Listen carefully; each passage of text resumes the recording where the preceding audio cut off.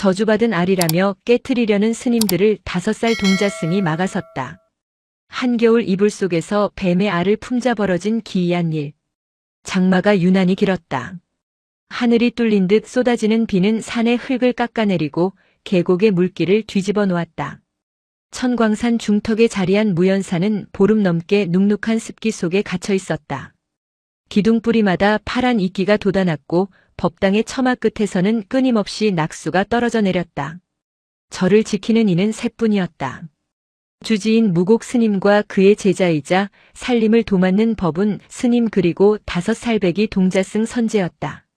무곡은 70이 넘은 노구였으나 눈빛만큼은 형형하게 살아있었고 법운은 40줄에 접어들어 현실적인 걱정이 많은 사람이었다. 선제는 갓난아이 때 일주문 앞에 버려진 것을 무곡이 거두어 키운 아이였다. 비가 그친 것은 7월의 마지막 날이었다. 구름이 걷히고 해가 들었지만 절 안의 공기는 어딘가 모르게 무거웠다. 마치 누군가 숨을 참고 있는 듯한 정적이 감돌았다. 그 기이한 징조는 연못에서부터 시작되었다. 스님, 큰 스님, 이것 좀 보십시오. 새벽 예불을 마치고 마당을 쓸던 법운의 다급한 목소리가 산사를 깨웠다. 법당에서 좌선 중이던 무곡이 천천히 몸을 일으켜 밖으로 나왔다. 선제도 졸린 눈을 비비며 법운의 뒤를 쫓았다. 법운이 가리키는 곳은 절 마당 한 귀퉁이에 있는 작은 연못이었다. 그곳에는 참혹한 광경이 펼쳐져 있었다. 연못에 살던 잉어 수십 마리가 모두 하얀 배를 드러낸 채 물 위로 떠올라 있었다. 단순히 죽은 것이 아니었다. 물고기들의 눈은 핏발이 선 채 튀어나올 듯 부릅떠져 있었고 비늘은 누군가 억지로 긁어낸 듯 너덜너덜했다. 물 위로 비릿한 악취가 진동했다. 이게 무슨 변고입니까? 어제 저녁까지만 해도 멀쩡하던 놈들입니다. 법운이 인상을 찌푸리며 코를 막았다. 산짐승의 소행이라기에는 상처가 기묘했고 병이라기에는 너무나 급작스러웠다. 무곡은 말없이 지팡이로 죽은 물고기 하나를 툭 건드렸다. 힘없이 뒤집히는 물고기의 아가미 사이에서 검붉은 핏물이 배어나왔다. 땅이 체했구나. 무곡의 나직한 한마디에 법운이 의아한 표정을 지었다. 땅이 체하다니요? 산이 무언가를 토해내려 하고 있다. 그것이 독인지 약인지는 두고 봐야 알겠으나 기운이 예사롭지 않아. 무곡의 시선은 연못을 넘어 절 뒤편 울창한 대나무 숲으로 향했다. 바람 한 점 없는 날이었다. 그런데도 대나무 숲이 으스스한 소리를 내며 흔들렸다. 선제는 어른들의 대화를 알아듣지 못했다. 그저 매일 밥을 주던 물고기들이 죽어있는 것이 슬퍼 고사리 같은 손을 모으고 서 있을 뿐이었다. 그때였다. 땡. 어디선가 종소리가 들렸다. 아주 낮고 깊은 소리였다. 법운이 소스라치게 놀라 주위를 둘러보았다. 범종각은 마당 건너편에 있었고 그곳에는 아무도 없었다. 바람조차 불지 않아 풍경조차 멈춰 있는 순간이었다. 땡. 다시 한번 소리가 울렸다. 이번에는 더 가깝고 명확했다. 그것은 쇠가 쇠를 때리는 소리가 아니었다. 땅속 깊은 곳에서 바위가 울리며 내는 공명음 같기도 했고 거대한 짐승이 낮게 그르렁거리는 소리 같기도 했다. 큰 스님 종이 저절로 옵니다. 법운의 얼굴이 하얗게 질렸다. 예로부터 종이 저절로 울리는 것은 나라에 흉사가 있거나 절에 큰 재앙이 닥칠 징조라 했다. 하지만 무곡은 동요하지 않았다. 그는 묵묵히 합장하며 입을 열었다. 소리가 나는 곳은 범종각이 아니다. 예? 따라오너라. 무곡은 지팡이를 짚고 절 뒤편으로 향했다. 법운은 주저하다가 뒤를 따랐고 선제도 종종 걸음으로 쫓아갔다. 그들이 향한 곳은 절의 경계이자 사람의 발길이 닿지 않는 폐사지 터였다. 오래전 불타 없어진 옛 암자의 흔적이 남아있는 돌무더기 밭이었다. 장마에 무너져 내린 흙더미 사이로 거대한 바위들이 어지럽게 널려 있었다. 그리고 그 돌무더기 한가운데서 기이한 빛이 새어나오고 있었다. 빗물에 씻겨 내려간 흙 속에서 모습을 드러낸 것은 바위가 아니었다. 그것은 알이었다. 어른의 머리통보다 2배는 커 보이는 거대한 타원형의 물체. 표면은 뱀의 비늘처럼 거칠고 단단해 보였으나 묘하게 투명하여 안쪽에서 붉은 핏줄 같은 것이 희미하게 박동하는 것이 보였다. 이게 도대체 무엇입니까? 법운이 뒷걸음질 쳤다. 산에서 온갖 짐승을 다 보았지만 이런 것은 난생 처음이었다. 알 주변에 흙은 검게 타들어가 있었고 가까이 다가갈수록 매캐한 유황 냄새가 코를 찔렀다. 무고기 지팡이로 알을 가리키며 말했다. 업이다. 업이라니요? 오래전 기록에 산이 인간을 시험하려 할 때 이런 것을 내려보낸다고 했다. 이것은 짐승의 알이 아니다. 재앙의 씨앗이거나 혹은 그 반대일 수도 있는 물건이다. 법운은 몸을 떨었다. 본능적인 공포가 전신을 휘감았다. 당장이라도 저 불길한 것을 깨트려 버려야 한다는 생각이 머릿속을 지배했다. 깨트려야 합니다, 스님. 이건 불길합니다. 아까 물고기들이 죽은 것도 종소리가 난 것도 다 이것 때문입니다. 법운이 주변에 널려있던 돌멩이 하나를 집어들었다. 그의 눈에는 살기가 어렸다. 두려움이 만들어낸 살기였다. 무고기 제지하려 손을 뻗는 순간 누군가 법운의 앞을 가로막았다. 선제였다. 5살 꼬마가 양팔을 벌리고 거대한 알 앞을 막아서고 있었다. 아이의 눈은 겁에 질려 있었지만 물러서지는 않았다. 비키거라 선제야. 저건 괴물이다. 법운이 소리쳤다. 하지만 선제는 고개를 저었다. 아니에요, 스님. 뭐가 아니라는 게냐? 비켜. 무서워서. 숨은 거예요. 선제의 말에 법운의 손이 멈칫했다. 뭐? 얘가 떨고 있어요. 추워서 웅크리고 있는 거예요. 괴물이 아니에요. 선제는 뒤를 돌아 알을 바라보았다. 아이의 눈에는 어른들이 보지 못하는 것이 보였다. 껍질 안에서 희미하게 전해지는 박동 소리가 들렸다. 그것은 맹수의 위협적인 심장 소리가 아니라 어미를 잃고 추위에 떠는 새끼의 연약한 뜀박질이었다.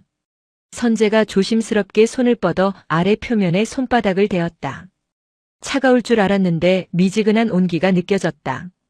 그 순간 선제의 손바닥을 통해 찌릿한 전율이 흘러들어왔다.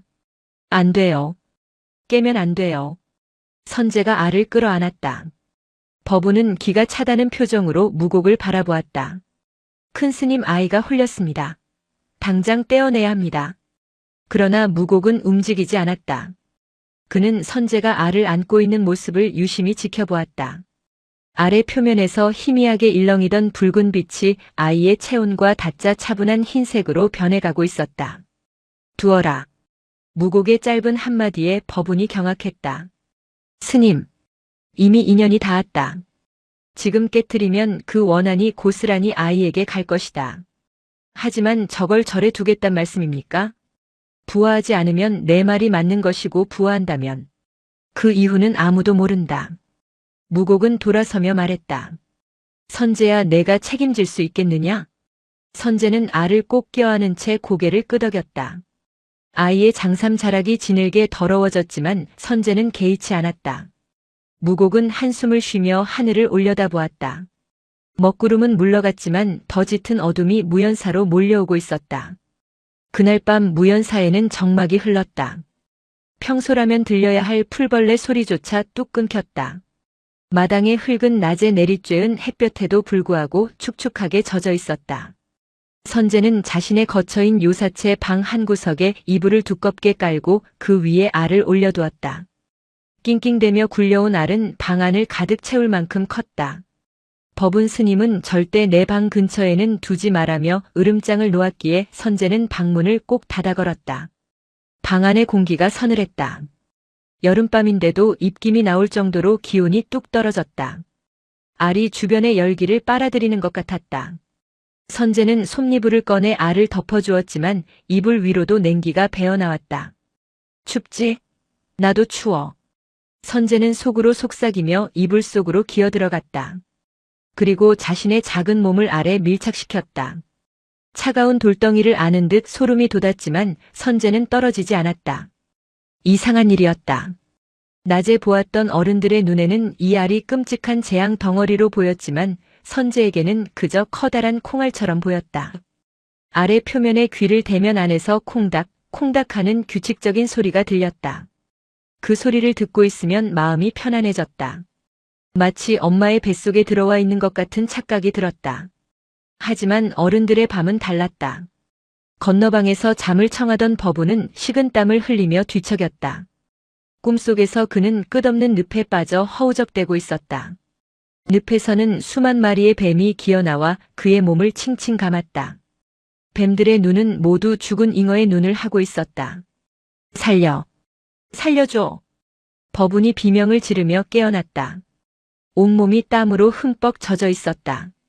숨을 헐떡이며 주위를 둘러보았지만 방 안에는 어둠뿐이었다. 그러나 공포는 사라지지 않았다. 방문 밖 마루 밑에서 스스스 하고 무언가 기어가는 소리가 들리는 듯 했다. 버부는 방문을 열지 못했다. 대신 문고리를 잡은 채 밤새도록 연부를 외웠다. 그의 목소리는 덜덜 떨리고 있었다. 같은 시각 큰 방의 무곡 스님도 잠들지 못하고 있었다. 그는 촛불 하나를 켜놓고 낡은 고서를 뒤적이고 있었다. 50년 전 스승이 남기고 간 기록이었다. 백사의 알이 나타나면 산의 주인이 바뀐다. 그것은 요물이 아니며 식물도 아니다. 그저 인간의 마음을 비추는 거울이다. 두려움을 먹으면 재앙이 되고 자비를 먹으면 수호가 된다. 무곡은 책장을 덮고 한숨을 내쉬었다. 자비를 먹으면 수호가 된다라. 하지만 세상에 맹수를 품어 기를 수 있는 자비가 얼마나 되겠는가. 더군다나 그 대상이 뱀이라면. 인간의 본능적인 혐오를 이겨낼 수 있는 마음이 과연 어린 선제에게 있을까? 무곡은 방문을 열고 밖을 내다보았다. 선제의 방 쪽에서 희미한 빛이 새어나오고 있었다. 촛불이 아니었다. 그것은 은은한 달빛 같은 서광이었다. 무곡은 눈을 의심했다. 선제의 방 문창호지 위로 거대한 그림자가 일렁였다. 뱀의 형상은 아니었다. 마치 날개 없는 용이 다리를 틀고 아이를 감싸 안은 듯한 형상이었다. 다음 날 아침 마을에서 올라온 나무꾼 김씨가 절마당에 들어서자마자 코를 킁킁거렸다. 스님, 이게 무슨 냄새입니까? 마당을 쓸던 버분이 흠칫 놀라며 물었다. 냄새라니요? 무슨 냄새 말입니까? 아니 비린내 같기도 하고 향 냄새 같기도 한 묘한 냄새가 진동을 합니다요. 꼭 뱀 허물 벗을 때 나는 냄새 같은데. 버분의 안색이 흑빛이 되었다. 그는 황급히 빗자루질을 하며 말을 돌렸다. 장마 뒤라 곰팡내가 나서 그럴 겁니다. 별거 아닙니다. 그런가요? 허참 이상하네. 올라오는 길에 보니까 산짐승들이 죄다 산 아래로 도망을 치던데. 노르고 멧돼지고 할 것 없이 떼를 지어 내려가더라고요. 꼭 산에 불이라도 난 것처럼. 김 씨의 말은 빈말이 아니었다. 절 주변의 숲은 기이할 정도로 조용했다. 까치 한 마리 날아들지 않았고 다람쥐 한 마리 보이지 않았다. 오직 절 안에 있는 존재, 선제의 방에 있는 그 알만이 살아 숨 쉬는 유일한 생명체인 것처럼 사는 숨을 죽이고 있었다. 김 씨가 공양간 쌀독을 채워주고 내려간 뒤 버부는 참았던 숨을 터뜨리며 선제의 방으로 달려갔다. 선제야, 당장 문 열어라. 벌컥 문을 열자 이불을 뒤집어 쓰고 있던 선제가 놀란 눈으로 쳐다보았다. 방 안의 냄새는 더욱 짙어져 있었다. 비릿하면서도 향긋한 기묘한 향기. 버부는 헛구역질이 올라오는 것을 참으며 소리쳤다. 내다 버려야 한다. 마을 사람들도 눈치챘어. 짐승들도 다 도망간다지 않느냐? 이러다 우리 다 죽는다. 버분이 성큼성큼 다가가 이불을 걷어찼다. 그러자 드러난 아래 모습에 버분은 비명을 지르며 주저앉았다. 어제까지만 해도 회색 비치던 알껍데기가 반투명하게 변해 있었다. 그리고 그 안에서 다리를 튼 하얀 생명체가 선명하게 비쳐 보였다. 눈은 감고 있었지만 그것이 자신을 보고 있다는 느낌을 지울 수 없었다. 아, 눈이 마주쳤어. 버분은 엉금엉금 기어서 방을 빠져나갔다. 선제는 급히 이불을 다시 덮어주며 알을 토닥였다. 괜찮아. 놀라지 마. 스님이 겁이 많으셔서 그래. 선제의 손길이 닿자 알 속의 생명체가 꿈틀거렸다. 선제는 느낄 수 있었다. 알 속의 존재가 불안해하고 있다는 것을. 밖에서 느껴지는 적의와 공포가 알 속으로 전해지고 있었다. 내가 지켜줄게. 아무도 못 건드리게 할게. 선재는 자신의 작은 가슴으로 알을 더 꽉 끌어안았다. 그때였다. 선재의 몸에서 열이 나기 시작했다. 알이 부활을 준비하며 엄청난 열기를 필요로 하고 있었다. 선재의 얼굴이 붉게 달아오르고 숨이 가빠졌다. 자신의 생명력을 나누어주는 과정이었다. 무곡 스님이 들어온 것은 그때였다. 그는 쓰러질 듯 알을 안고 있는 선재를 보며 혀를 찼다. 미련한 녀석. 내 기운을 다 빨아먹고 있구나. 스님. 얘가 추워해요. 선재가 가쁜 숨을 몰아쉬며 말했다. 무곡은 잠시 고민하다가 품에서 작은 염주 하나를 꺼내 선재의 손목에 채워주었다. 이것이 내 기운이 다 빠져나가는 것을 막아줄 게다. 하지만 명심해라. 내가 버티지 못하고 손을 놓는 순간 저것은 괴물이 되어 깨어날 것이다. 안 놓아요. 절대로. 선재의 눈은 열기에 들떠 풀려 있었지만 의지만큼은 확고했다. 무곡은 아이의 머리를 한번 쓰다듬어 주고는 밖으로 나갔다. 방문을 닫는 그의 손끝이 미세하게 떨리고 있었다. 이제 돌이킬 수 없었다. 생명은 이미 잉태되었고 산사는 거대한 산고를 함께 겪고 있었다. 사흘이 지났다. 선재는 밥도 먹지 않고 잠도 자지 않은 채 알을 품었다.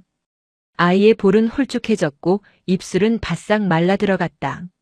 법운 스님은 선재가 죽을까봐 억지로 미음을 쑤어 먹이려 했지만 선재는 고개를 저었다. 먹으면 몸이 차가워져요. 음식을 소화시키는데 에너지를 쓰면 체온이 떨어질까봐 걱정하는 것이었다. 법운은 가슴을 치며 답답해했다. 이놈아 뱀 새끼 하나 살리자고 내가 죽을 셈이냐. 부처님이 보시면 통곡을 하실 노릇이다. 부처님도 비둘기를 살리려고 허벅지 살을 베어주셨잖아요. 그건 옛날 이야기고 이건 현실이다. 법운의 호통에도 선재는 요지부동이었다. 선재의 헌신적인 돌봄 덕분인지 알은 하루가 다르게 변화했다. 껍질은 점점 더 투명해져 이제는 유리막처럼 얇아졌고 안에서 움직이는 백사의 비늘 하나하나가 보일 정도였다. 문제는 바뀌었다. 무연사를 둘러싼 결계가 약해지고 있었다. 절 주변을 맴돌던 흉흉한 소문은 기어코 마을까지 퍼져나갔다. 마을 우물물이 핏빛으로 변했다는 소문이 돌았다. 멀쩡하던 소가 갑자기 미쳐 날뛰다가 외양간을 부수고 산으로 도망쳤다는 이야기도 들려왔다. 사람들은 수군거렸다. 천광산 무연사의 마구니가 씌었다더라. 주지 스님이 노망이 나서 요물을 키운다더라. 불안은 공포를 낳고 공포는 분노로 변질되기 쉬운 법이다. 마을 청년 몇몇이 몽둥이를 들고 절 입구까지 올라왔다가 무곡 스님의 호통에 쫓겨 내려간 일도 있었다. 하지만 그들의 눈빛은 살기로 가득 차 있었다. 그리고 운명의 그날 밤이 찾아왔다. 하늘에는 달조차 뜨지 않은 칠흑 같은 금운밤이었다. 선재는 비몽사몽간에 이상한 소리를 들었다. 파사삭, 파사삭. 천장 위에서 들리는 소리였다. 쥐가 다니는 소리와는 달랐다. 무언가 날카로운 발톱으로 기와를 긁어내는 소리였다. 선재가 눈을 번쩍 떴다. 품에 안고 있던 알이 격렬하게 요동치고 있었다. 알 속의 백사가 두려움에 떨고 있었다. 왜 그래? 무서워? 선재가 알을 다독이려는 순간 천장의 석가래 사이로 시커먼 그림자가 뚝 떨어졌다. 깍! 선재는 비명을 지르며 몸을 숙여 알을 감쌌다. 떨어진 것은 산까마귀였다. 그런데 평범한 까마귀가 아니었다. 눈이 3개 달린 기형적인 까마귀였다. 녀석은 붉은 눈을 번득이며 선재의 품속에 있는 알을 노리고 있었다. 깍! 까마귀가 날카로운 부리를 들이대며 달려들었다. 선재는 등을 돌려 공격을 막아냈다. 퍽! 날카로운 부리가 선재의 얇은 장삼을 뚫고 어깨를 쪼았다. 살이 찢어지는 고통에 눈물이 핑 돌았지만 선재는 알을 놓지 않았다. 안 돼! 저리 가! 선재가 손을 휘저었지만 까마귀는 집요했다. 녀석은 알에서 풍기는 생명의 냄새에 미쳐 있었다. 다시 한번 까마귀가 날아올라 이번에는 알의 껍질을 직접 쪼으려 했다. 안 돼! 선재가 몸을 날려 알 위를 덮쳤다. 까마귀의 발톱이 선재의 등허리를 핥히고 지나갔다. 붉은 피가 배어나왔다. 피냄새를 맡은 까마귀가 더욱 흥분하여 달려드는 찰나 방문이 쾅 열렸다. 이놈의 잡귀야. 무곡 스님이 주장자 지팡이를 휘두르며 들어왔다. 묵직한 지팡이가 허공을 가르자 까마귀는 괴성을 지르며 창문 틈으로 도망쳤다. 선재야. 뒤따라 들어온 법운이 기겁하며 달려왔다. 선재의 어깨와 등은 피투성이었다. 하지만 선재는 자신의 상처보다 알을 먼저 살폈다. 괜찮아. 안 깨졌어. 선재가 안도하며 웃었다. 그 순간 방 안의 공기가 멈췄다. 쩍. 알 껍데기에 금이 갔다. 까마귀 때문이 아니었다. 때가 된 것이었다. 선재의 피가 알 표면에 묻으면서 부하의 마지막 열쇠가 돌려진 것이다. 금이 간 틈 사이로 눈부신 하얀 빛이 뿜어져 나왔다. 법운은 눈을 가렸고 무곡은 침묵하며 그 광경을 지켜보았다. 바사삭. 껍질이 무너져 내렸다. 그리고 그 안에서 하얀 머리가 솟아올랐다. 온몸이 눈처럼 하얀 흠집 하나 없는 백사였다. 녀석의 눈은 핏빛이 아니라 깊은 호수처럼 맑은 푸른색이었다. 갓 태어난 백사는 혀를 날름거리며 주위를 살폈다. 법운이 공포에 질려 뒷걸음질 쳤다. 백사가 법운 쪽으로 고개를 돌리자 법운은 털썩 주저앉았다. 하지만 백사는 공격하지 않았다. 녀석은 천천히 몸을 움직여 피를 흘리고 있는 선재의 어깨 위로 올라갔다. 그리고 상처 부위에 자신의 차가운 배를 갖다 대었다. 선재가 놀라 신음했다. 백사의 비늘이 닿자 화끈거리던 상처의 통증이 씻은 듯이 사라졌다. 피도 멈췄다. 백사는 선재의 목을 감고 다리를 틀더니 가만히 눈을 감았다.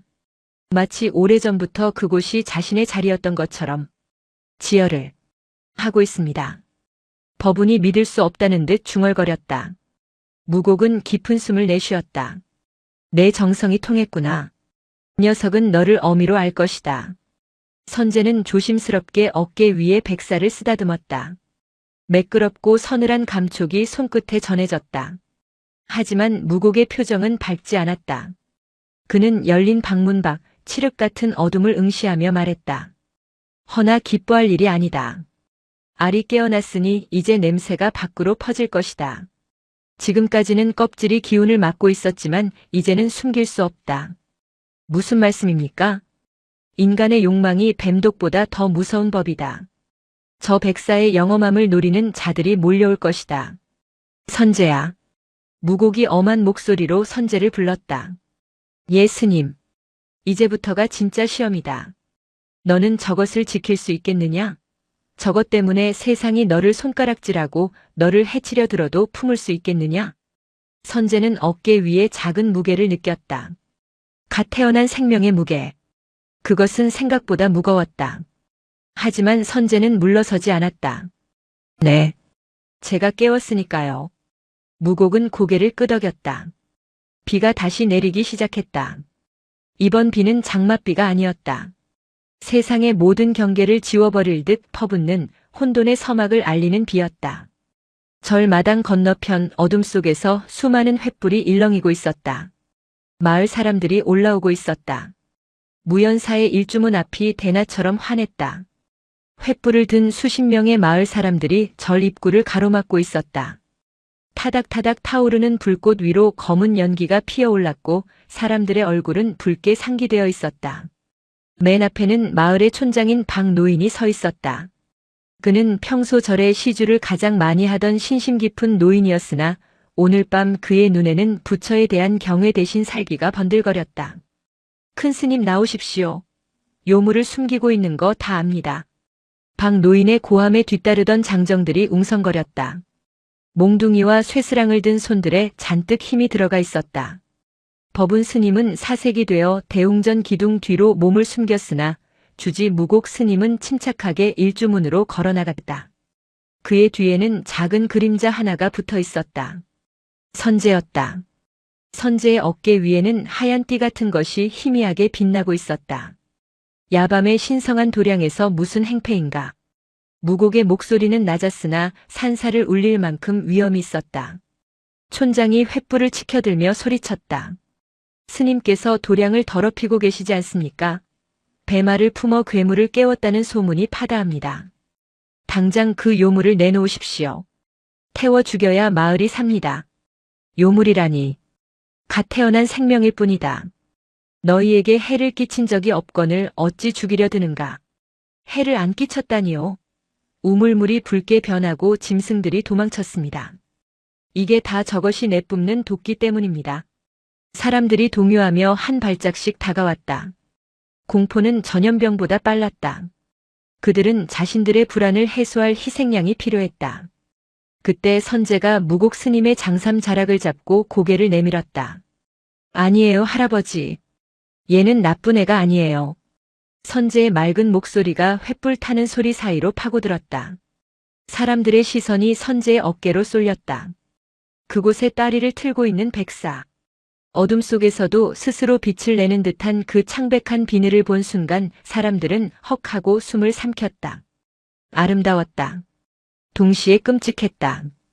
그것은 이 세상의 생물이 아닌 듯한 기묘한 아우라를 뿜어내고 있었다. 뱀의 푸른 눈동자가 횃불을 든 사람들을 천천히 훑었다. 그 시선이 닿는 곳마다 사람들은 본능적으로 뒷걸음질 쳤다. 촌장이 마른 침을 삼키며 소리쳤다. 저것 보십시오. 사람을 노려보는 눈빛이 예사롭지 않습니다. 지금 당장 죽이지 않으면 저놈이 자라서 우리 아이들을 잡아먹을 겁니다. 촌장이 눈짓하자 건장한 청년 둘이 쇠스랑을 들고 선제 쪽으로 달려들었다. 법운이 비명을 질렀고 무곡이 지팡이를 들어 막으려 했다. 하지만 그보다 빠른 것이 있었다. 휙! 선제의 어깨에 있던 백사가 순식간에 땅으로 내려왔다. 마치 하얀 채찍이 허공을 가르듯 빨랐다. 백사는 공격하려 달려든 청년들의 발 앞에 멈춰섰다. 그리고 몸을 곧게 세웠다. 공격하지 않았다. 물지도 않았다. 다만 그 작은 몸을 부풀리며 쉬익 하는 쇳소리를 내질렀다. 그 소리는 고막을 찢는 듯 날카로웠고 동시에 뱃속 깊은 곳을 울리는 진동을 동반했다. 청년들은 발이 얼어붙은 듯 꼼짝도 하지 못했다. 뱀이 그은 보이지 않는 선. 그 선을 넘으면 죽는다는 공포가 본능을 지배했다. 청년 중 하나가 다리에 힘이 풀려 주저앉으며 오줌을 지렸다. 힉! 사람 살려! 그 모습을 본 사람들이 비명을 지르며 흩어지기 시작했다.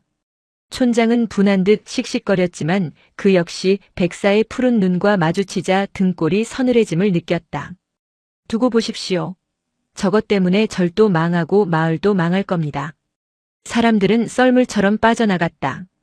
일주문 앞에는 타다만 횃불 몇 개만이 덩그러니 남았다. 선제는 안도의 한숨을 내쉬며 쭈그리고 앉아 백사에게 손을 내밀었다. 잘했어. 고마워. 백사는 스르르 선제의 손목을 감고 다시 어깨로 올라갔다. 무곡 스님은 그 뒷모습을 보며 혀를 찼다. 이제 시작이다. 그들은 물러간 게 아니라 더 큰 무기를 가지러 간 게야. 무곡의 예언은 틀리지 않았다. 다음 날부터 마을 사람들은 절로 올라오는 길목을 차단했다. 쌀과 소금을 끊겠다는 심산이었다. 하지만 더 무서운 것은 그들이 만든 새로운 재앙이었다. 마을 사람들은 뱀의 기운이 물길을 타고 내려온다고 믿었다. 그래서 절에서 내려오는 계곡물의 상류를 돌과 흙으로 막아버렸다. 그리고 그곳에 뱀을 쫓는다는 유황과 독초를 마구 풀어놓았다. 물은 흐르지 못하고 고였고 독초와 섞여 썩어가기 시작했다. 그것이 화근이었다. 고인 물은 썩었고 그 물을 마신 산짐승들이 병들었다. 병든 짐승의 사체가 계곡을 오염시켰고 결국 그 오염된 물이 지하수로 스며들어 마을 우물까지 흘러들어갔다. 일주일 뒤 마을에 역병이 돌기 시작했다. 사람들의 피부에 뱀 비늘 같은 붉은 반점이 돋아나고 고열에 시달리며 헛소리를 했다. 촌장의 손자부터 쓰러졌다. 이게 다 저 뱀의 저주다. 사람들은 그렇게 믿었다. 자신들이 물길을 막고 독을 푼 탓이라고는 꿈에도 생각지 못했다. 공포는 이성을 마비시켰고 혐오는 눈을 멀게 했다. 반면 절은 평온했다. 절 안의 우물은 산 정상 안반에서 솟아나는 물이라 오염되지 않았다. 선제와 스님들은 맑은 물을 마시고 채소를 가꾸며 살았다. 백사는 날이 갈수록 자라나 이제는 선제의 팔뚝만큼 굵어졌고 길이는 아이의 키를 훌쩍 넘겼다.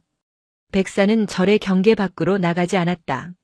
마치 자신이 있어야 할 곳과 있으면 안 되는 곳을 정확히 아는 듯 했다. 가을이 깊어가고 있었다. 단풍이 산을 붉게 물들였지만 마을의 분위기는 잿빛이었다. 역병은 멈출 기미가 보이지 않았다. 마을에 용하다는 의원들도 고개를 저으며 짐을 쌌다. 무연사는 고립된 섬이었다. 마을 사람들은 절 입구에 금줄을 치고 출입 금지 팻말을 박아놓았다. 절 사람들을 굶겨 죽이려는 의도였으나 오히려 절 안은 풍요로웠다. 산에는 머루와 다래가 지천이었고 텃밭의 무와 배추는 예년보다 더 크게 자랐다. 이상한 일이었다. 예전 같으면 멧돼지나 고라니가 내려와 밭을 망쳐놓았을 텐데 올해는 짐승들이 절 근처에 얼씬도 하지 않았다. 법운 스님은 그것이 백사 때문임을 알았다. 어느 날 새벽 법운은 뒷간에 다녀오다가 기이한 광경을 목격했다. 텃밭 두개 집채만한 멧돼지 한 마리가 내려와 있었다. 굶주린 멧돼지는 배추를 파먹으려 하고 있었다. 법운이 소리를 지르려던 찰나 법당 처마 밑에 다리를 틀고 있던 백사가 고개를 들었다. 백사는 이제 제법 커져서 기둥 하나를 휘감을 정도였다. 스스스. 백사가 혀를 한번 날름거렸을 뿐이었다. 쇳소리 같은 바람소리가 텃밭을 가로질렀다. 그러자 거대한 멧돼지가 끽 소리 한 번 못 내고 그 자리에 털썩 주저앉았다가 뒷걸음질을 쳤다. 멧돼지는 겁에 질려 오줌을 싸며 산 위로 도망쳤다. 헉! 법운은 입을 다물지 못했다. 백사는 멧돼지가 사라진 것을 확인하고는 다시 얌전히 고개를 파묻고 잠을 청했다. 선제와 백사의 관계는 더욱 깊어졌다. 선제는 수행을 할 때도 밥을 먹을 때도 잠을 잘 때도 백사와 함께했다. 백사는 선제의 말을 알아듣는 것 같았다. 백사야, 저기 낙엽 좀 쓸어야 하는데 내가 비켜줘야지. 선제가 빗자루를 들고 말하면 백사는 스르르 몸을 풀어 자리를 비켜주었다. 선제가 목탁을 두드리면 백사는 그 리듬에 맞춰 꼬리를 살랑거렸다. 어느 날 밤 절의 담장을 넘는 그림자가 있었다. 마을의 왈패인 칠성이었다. 그는 역병으로 부모를 잃고 눈이 뒤집혀 있었다. 절에 있는 보물을 훔쳐 달아날 생각이었다. 아니 기왕이면 그 뱀을 잡아내다 팔면 큰돈이 될 거라 믿었다. 칠성은 품에 날카로운 식칼을 숨기고 법당으로 숨어들었다. 불상 앞에 놓인 복전함이 목표였다. 그가 조심스럽게 문을 열고 발을 들이미는 순간이었다. 차가운 무언가가 발목을 휘감았다. 힉! 칠성이 밑을 내려다보았다. 어둠 속에서 하얀 밧줄 같은 것이 발목을 조여오고 있었다. 백사였다. 녀석은 소리 없이 다가와 침입자를 제압했다. 백사는 칠성의 발목을 타고 올라와 허벅지, 허리 그리고 가슴까지 순식간에 휘감았다. 칠성은 숨을 쉴 수가 없었다. 엄청난 악력이 갈비뼈를 으스러뜨릴 듯 조여왔다. 쉭! 백사의 얼굴이 칠성의 코앞까지 다가왔다. 푸른 눈동자가 칠성의 공포를 꿰뚫어 보고 있었다. 칠성은 칼을 떨어뜨리고 바들바들 떨었다. 살려주세요. 잘못했습니다. 백사는 물지 않았다. 다만 칠성의 품속을 뒤져 훔치려던 촛대와 염주를 바닥에 떨어뜨리게 했다. 그리고 천천히 몸을 풀었다. 가라. 마치 그렇게 말하는 듯 했다. 칠성은 뒤도 돌아보지 않고 도망쳤다. 다음 날 아침 칠성은 마을 사람들에게 떠들고 다녔다. 그 뱀은 괴물이 아니여. 산신이여 산신. 내 목을 물어뜯을 수도 있었는데 그냥 보내줬어. 눈빛이 사람보다 더 깊더란 말이여. 칠성의 이야기는 순식간에 퍼져나갔다. 사람들의 인식이 조금씩 흔들리기 시작했다. 저주는 뱀 때문이 아닐지도 모른다는 의구심, 그리고 어쩌면 저 뱀이 저를 지켜주고 있다는 경외심이 싹 텄다. 그리고 결정적인 사건이 터졌다. 마을의 어린아이가 열병에 시달리다 정신을 잃고 산으로 기어 올라온 것이다. 아이는 헛것을 보며 비틀거렸고 절 입구에 쓰러졌다. 선제가 쓰러진 아이를 발견했다. 아이의 온몸은 불덩이 같았고 피부에는 붉은 반점이 가득했다. 선제는 주저없이 아이를 업고 방으로 들어갔다. 스님, 도와주세요. 무곡과 버분이 달려왔다. 버분은 기겁을 했다. 이건 역병이다. 만지면 옮는다. 그렇다고 죽게 내버려둬요. 살려야죠. 선재는 물수건으로 아이의 몸을 닦았다. 하지만 열은 내리지 않았다. 아이의 숨이 점점 옅어지고 있었다. 그때였다. 방구석에 있던 백사가 스르르 다가왔다. 안 돼. 물면 안 돼. 버분이 소리쳤지만 백사는 아랑곳하지 않았다. 백사는 아이의 몸 위로 올라갔다. 그리고 자신의 차가운 배를 아이의 펄펄 끓는 이마와 가슴에 밀착시켰다. 치익. 마치 달궈진 쇠에 물을 붓는 듯한 소리가 났다. 백사의 몸이 아이의 열기를 빨아들이고 있었다. 백사의 하얀 비늘이 붉게 달아올랐다가 다시 하얗게 변하기를 반복했다. 1시각쯤 지났을까? 아이의 거친 숨소리가 편안해졌다. 붉은 반점도 눈에 띄게 사그라들었다. 백사는 지친 듯 스르르 바닥으로 내려와 선재의 무릎에 머리를 기대었다. 고마워. 정말 고마워. 선재가 백사의 머리를 쓰다듬으며 눈물을 흘렸다. 무곡 스님은 그 광경을 보며 긴 탄식을 내뱉었다. 우리가 틀렸다. 저것은 독을 품은 게 아니라 독을 삼키는 존재였구나. 다음 날 아이가 멀쩡하게 걸어서 마을로 내려갔다. 죽은 줄 알았던 아이가 살아 돌아오자 마을이 발칵 뒤집혔다. 아이의 부모는 절 쪽을 향해 1000번이고 절을 했다. 뱀님이 살려주셨어. 하얀 뱀님이 내 열을 다 가져갔어. 아이의 말은 마을을 송두리째 흔들어 놓았다. 공포의 대상이었던 백사가 하루아침에 숭배의 대상으로 바뀌는 순간이었다. 하지만 무곡 스님은 더 큰 근심에 잠겼다. 차라리 미워하는 게 나을 뻔했다. 인간의 탐욕은 공포보다 더 끈질긴 법이니 무곡의 우려는 현실이 되었다. 다음 날부터 절 앞 풍경이 180도 바뀌었다. 막혀있던 길목이 뚫리고 사람들이 몰려들기 시작했다. 하지만 그들은 빈손이 아니었다. 닭, 돼지머리, 비단, 돈꾸러미를 바리바리 싸들고 왔다. 뱀 신님께 비나이다. 우리 아들 병 좀 고쳐주십시오. 우리 집 소가 새끼를 못 낳습니다. 영험한 기운 좀 나눠주십시오. 사람들은 대웅전의 부처님은 거들떠보지도 않고 백사가 머무는 선재의 방 앞으로 몰려가 절을 해댔다. 향을 피우고 주문을 외우며 백사를 불러내려 했다. 백사는 나오지 않았다. 사람들의 욕망 섞인 냄새가 싫은 듯 방 안 깊숙한 곳에 숨어 다리를 틀었다. 선재가 밖으로 나와 사람들을 말렸다. 이러지 마세요. 백사는 쉬어야 해요. 그리고 얘는 소원을 들어주는 도깨비가 아니에요. 하지만 사람들은 듣지 않았다. 그들은 선재를 밀치고 방문을 열어젖히려 했다. 동자승 비키게. 우리가 뱀 신님께 공양을 하러 왔는데 자네가 뭔데 막나? 어린 것이 독차지하려고 그러는 거 아냐? 어제의 살기 어린 눈빛은 탐욕스러운 눈빛으로 변해 있었다. 그 눈빛은 더욱 징그러웠다. 선재는 덜컥 겁이 났다. 이들은 백사를 생명으로 보는 게 아니라 자신들의 불행을 해결해 줄 도구로 보고 있었다. 물러가거라. 무곡 스님이 나와 호통을 쳤지만 소용없었다. 사람들은 이미 광기에 사로잡혀 있었다. 누군가 소리쳤다. 저 뱀을 마을로 모셔야 해. 절에만 두니까 마을의 역병이 안 없어지는 거야. 맞아. 우리 마을 수호신으로 모시자. 순식간에 분위기가 험악해졌다. 몇몇 장정이 선재를 끌어내고 방으로 들어가려 했다. 백사를 강제로 잡아갈 기세였다. 안 돼. 선재가 장정의 팔을 물어뜯으며 저항했다. 짝. 장정 중 하나가 선재의 뺨을 올려붙였다. 선재가 바닥으로 나뒹굴었다. 입가에서 피가 터졌다. 그 순간이었다. 쾅! 방문이 박살나며 거대한 하얀 그림자가 튀어나왔다. 백사였다. 하지만 예전의 크기가 아니었다.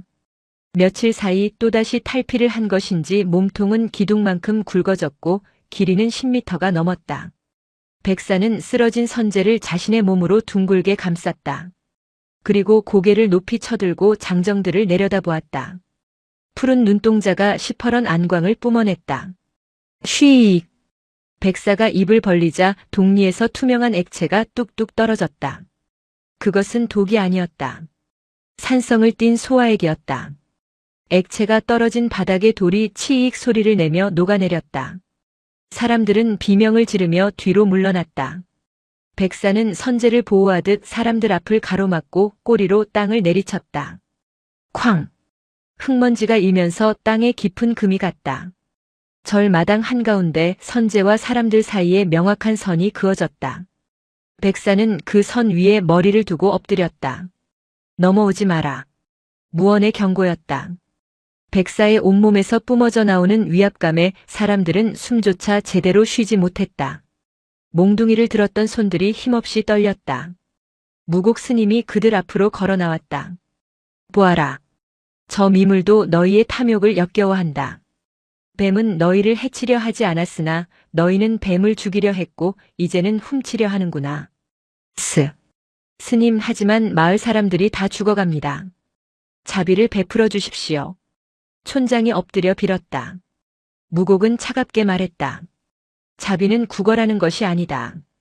너희가 스스로 막은 물길을 터라. 독을 푼 계곡을 정화해라. 재앙은 너희가 만든 것이지 저 뱀이 가져온 것이 아니다. 사람들은 서로의 얼굴을 쳐다보았다. 부끄러움과 두려움이 교차했다. 백사는 여전히 선제를 품은 채 꼼짝도 하지 않았다. 선제는 백사의 차가운 비늘에 얼굴을 묻고 울었다. 미안해.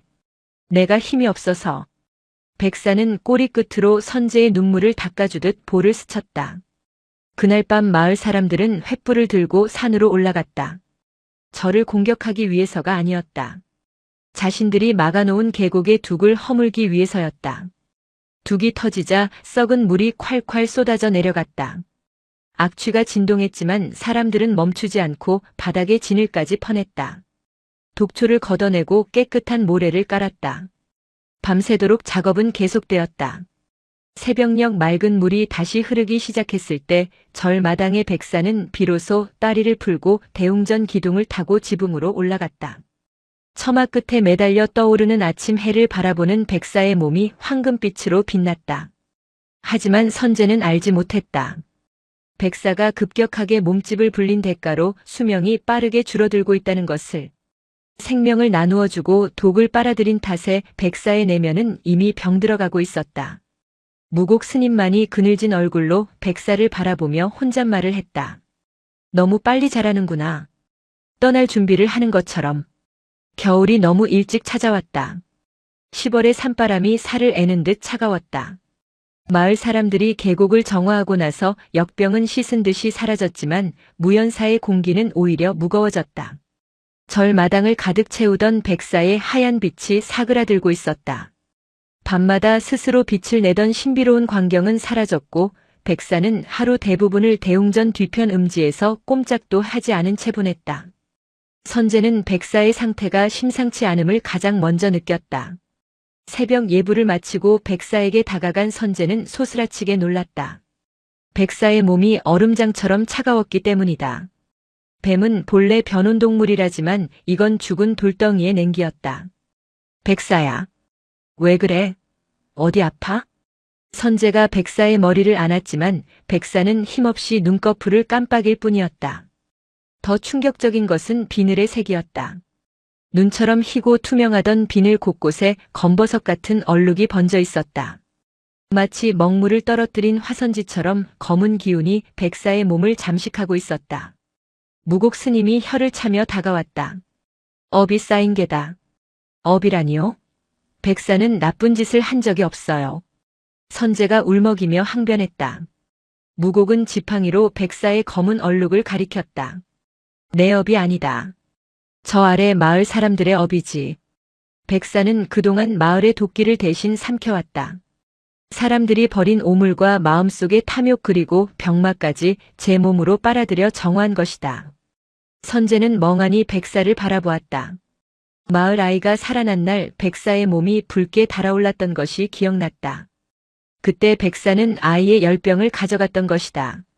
마을 사람들이 뱀신이라 추앙하며 빌었던 소원들의 무게가 고스란히 백사의 몸에 독이 되어 쌓이고 있었다. 그날 오후 마을에서 사람들이 올라왔다. 이번에는 음식을 바리바리 싸들고 온 안악들이었다. 스님, 우리 뱀 신님께 드릴 닭을 삶아왔습니다. 이건 산삼달인물입니다. 이걸 드셔야 기운을 차리시지요. 사람들은 백사가 아프다는 소문을 듣고 달려왔지만 그들의 표정에는 걱정보다 불안이 앞서 있었다. 뱀 신님이 아프시면 우리 마을은 누가 지켜준답니까? 올겨울에 큰 눈이 온다는데 뱀 신님이 힘을 써주셔야지요. 그들은 백사를 걱정하는 것이 아니라 자신들의 수호부적이 망가질까봐 전전긍긍하고 있었다. 선제는 그들의 이기적인 말들이 비수처럼 꽂혔다. 가져가세요. 백사는 닭고기 같은 거 안 먹어요. 다들 가란 말이에요. 평소 순하기만 하던 선제가 악을 쓰며 달려들자 안악들이 주춤했다. 어머, 얘 눈 뒤집힌 것 좀 봐. 동자승이 뱀 기운을 받더니 성질이 사나워졌네.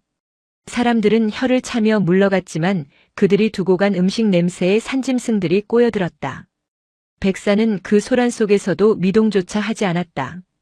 다만 가끔 괴로운 듯 몸을 뒤틀며 쉰 소리를 내뱉을 뿐이었다. 그르륵, 그르륵. 그것은 짐승의 울음소리가 아니라 쇠가 녹슬어 부서지는 듯한 소리였다. 소문은 천광산을 넘어 도성까지 흘러들어갔다. 천광산 무연사에 용이 되려다만 이무기가 산다더라. 그 뱀의 비늘 하나만 가져도 만병이 낫고 가죽을 얻으면 천하를 얻는다더라. 소문은 살을 보태어 괴담이 되었고 괴담은 탐욕스러운 자들의 귀에 꿀처럼 달콤하게 들렸다. 어느 날 화려한 비단옷을 입은 거상의 행렬이 무연사를 찾았다. 도성에서 약재상으로 큰돈을 번 최대인이었다. 그는 수십 명의 하인과 건장한 호위무사들을 대동하고 나타났다. 최대인은 법당에 들어서지도 않고 마당에 따리를 틀고 있는 백사를 뚫어지라 쳐다보았다. 그의 눈이 번들거렸다. 과연 소문대로구나. 저 크기며 때깔이며. 최대인이 감탄하며 중얼거렸다. 그는 옆에 서 있던 무곡 스님에게 거만하게 물었다. 주지 스님, 내 단도직입적으로 말하리다. 저 미물을 나에게 파시오. 무곡은 눈길조차 주지 않고 마당을 쓸었다. 이곳은 장터가 아닙니다. 생명은 물건이 아니니 돌아가십시오. 허허, 스님도 참. 부처님 모시는 분이 융통성이 없으시네. 내가 이 절을 기와집으로 싹 바꿔주겠소. 불상도 금으로 입혀드리고 논밭도 백마지기 내놓으리다. 저 병든 뱀 하나 내어주는 값치고는 과하지 않소? 최대인은 백사가 병들어 있다는 것을 한눈에 알아봤다. 약재상인 그의 눈에 백사는 신령스러운 존재가 아니라 세상에서 가장 희귀하고 비싼 약재 덩어리로 보였다. 저놈은 지금 독이 올라 죽어가고 있어. 여기서 썩어 문드러지게 두느니 내 의원들을 시켜 독을 빼내고 약으로 쓰는 게 세상에 공덕을 쌓는 길이요. 살아있는 것을 죽여 약으로 쓰는 것이 어찌 공덕입니까? 썩어 문드러져 흙으로 돌아가는 것이 자연의 이치입니다. 썩은 고기 냄새를 풍기지 말고 당장 내려가시오. 무곡이 호통을 치자 최대인의 얼굴이 불그락푸르락해졌다. 늙은 중이 오냐오냐 했더니 두고 보시오. 내 돈이면 안 되는 게 없다는 걸 보여주리다. 최대인은 산을 내려갔지만 그대로 떠난 것이 아니었다. 그는 마을 촌장을 찾아갔다.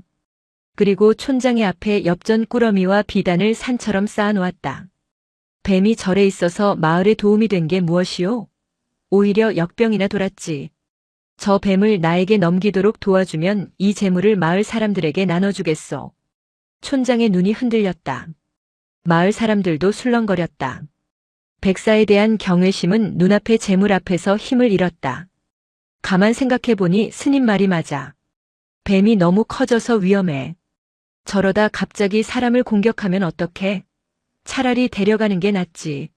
절에서도 감당 못해서 쩔쩔맨다잖아. 사람들은 자신들의 배신을 합리화하기 시작했다. 배신은 언제나 그럴싸한 명분을 입고 찾아온다. 최대인은 회심의 미소를 지으며 사냥꾼들을 불러 모았다. 전국에서 내로라 하는 땅꾼과 포수들이 천광산 아래로 집결했다. 그날 밤 선제는 잠을 이루지 못했다. 백사가 계속해서 선제의 꿈속에 나타났다. 꿈속의 백사는 피를 토하며 울고 있었다. 도망쳐. 도망쳐야 해. 선제가 벌떡 일어나 밖으로 나갔다. 달빛 아래 백사가 고통스럽게 몸부림치고 있었다. 검은 얼룩이 이제는 몸통 전체를 뒤덮어 본래의 흰색을 찾아보기 힘들 정도였다. 백사는 무언가를 토해내고 있었다. 시커먼 핏덩어리였다. 백사가 피를 토한 자리에 흙이 치익 소리를 내며 검게 타들어갔다. 세상에. 뒤따라 나온 법운 스님이 입을 틀어막았다. 저건 맹독이다. 살면서 저런 지독한 도끼는 처음 본다. 백사는 자신의 내장까지 녹여버릴 듯한 독을 견디고 있었다. 선제를 위해, 저를 위해, 그리고 자신을 배신하려는 마을 사람들의 도끼까지 품으면서 다음 날 새벽 쇠 냄새가 바람을 타고 올라왔다. 최대인이 고용한 사냥꾼들이었다. 그들은 밧줄과 그물 그리고 거대한 쇠사슬을 들고 절마당을 들이닥쳤다. 마을 청년 몇몇이 길잡이 노릇을 하며 따라왔다. 그들은 죄책감에 고개를 들지 못했다. 자, 시작해라. 산채로 잡아야 값이 더 나간다. 최대인의 명령에 사냥꾼들이 일제히 움직였다. 그들은 능숙했다. 사방에서 그물을 던져 백사의 움직임을 봉쇄하고 긴 장대 끝에 달린 갈고리로 백사의 비늘 틈을 노렸다. 쉬익! 백사가 고개를 쳐들었다. 하지만 예전 같은 위압감은 없었다. 병든 몸은 무거웠고 동작은 둔했다. 그물이 백사의 몸을 덮쳤다. 안 돼! 하지 마요. 선제가 뛰쳐나가 사냥꾼의 다리를 붙잡고 늘어졌다. 이 꼬맹이가! 사냥꾼이 발길질을 했다. 선제가 흙바닥에 나뒹굴었다. 그 모습을 본 백사의 눈빛이 변했다. 흐릿하던 푸른 눈동자에 순간적으로 시퍼런 불길이 치솟았다.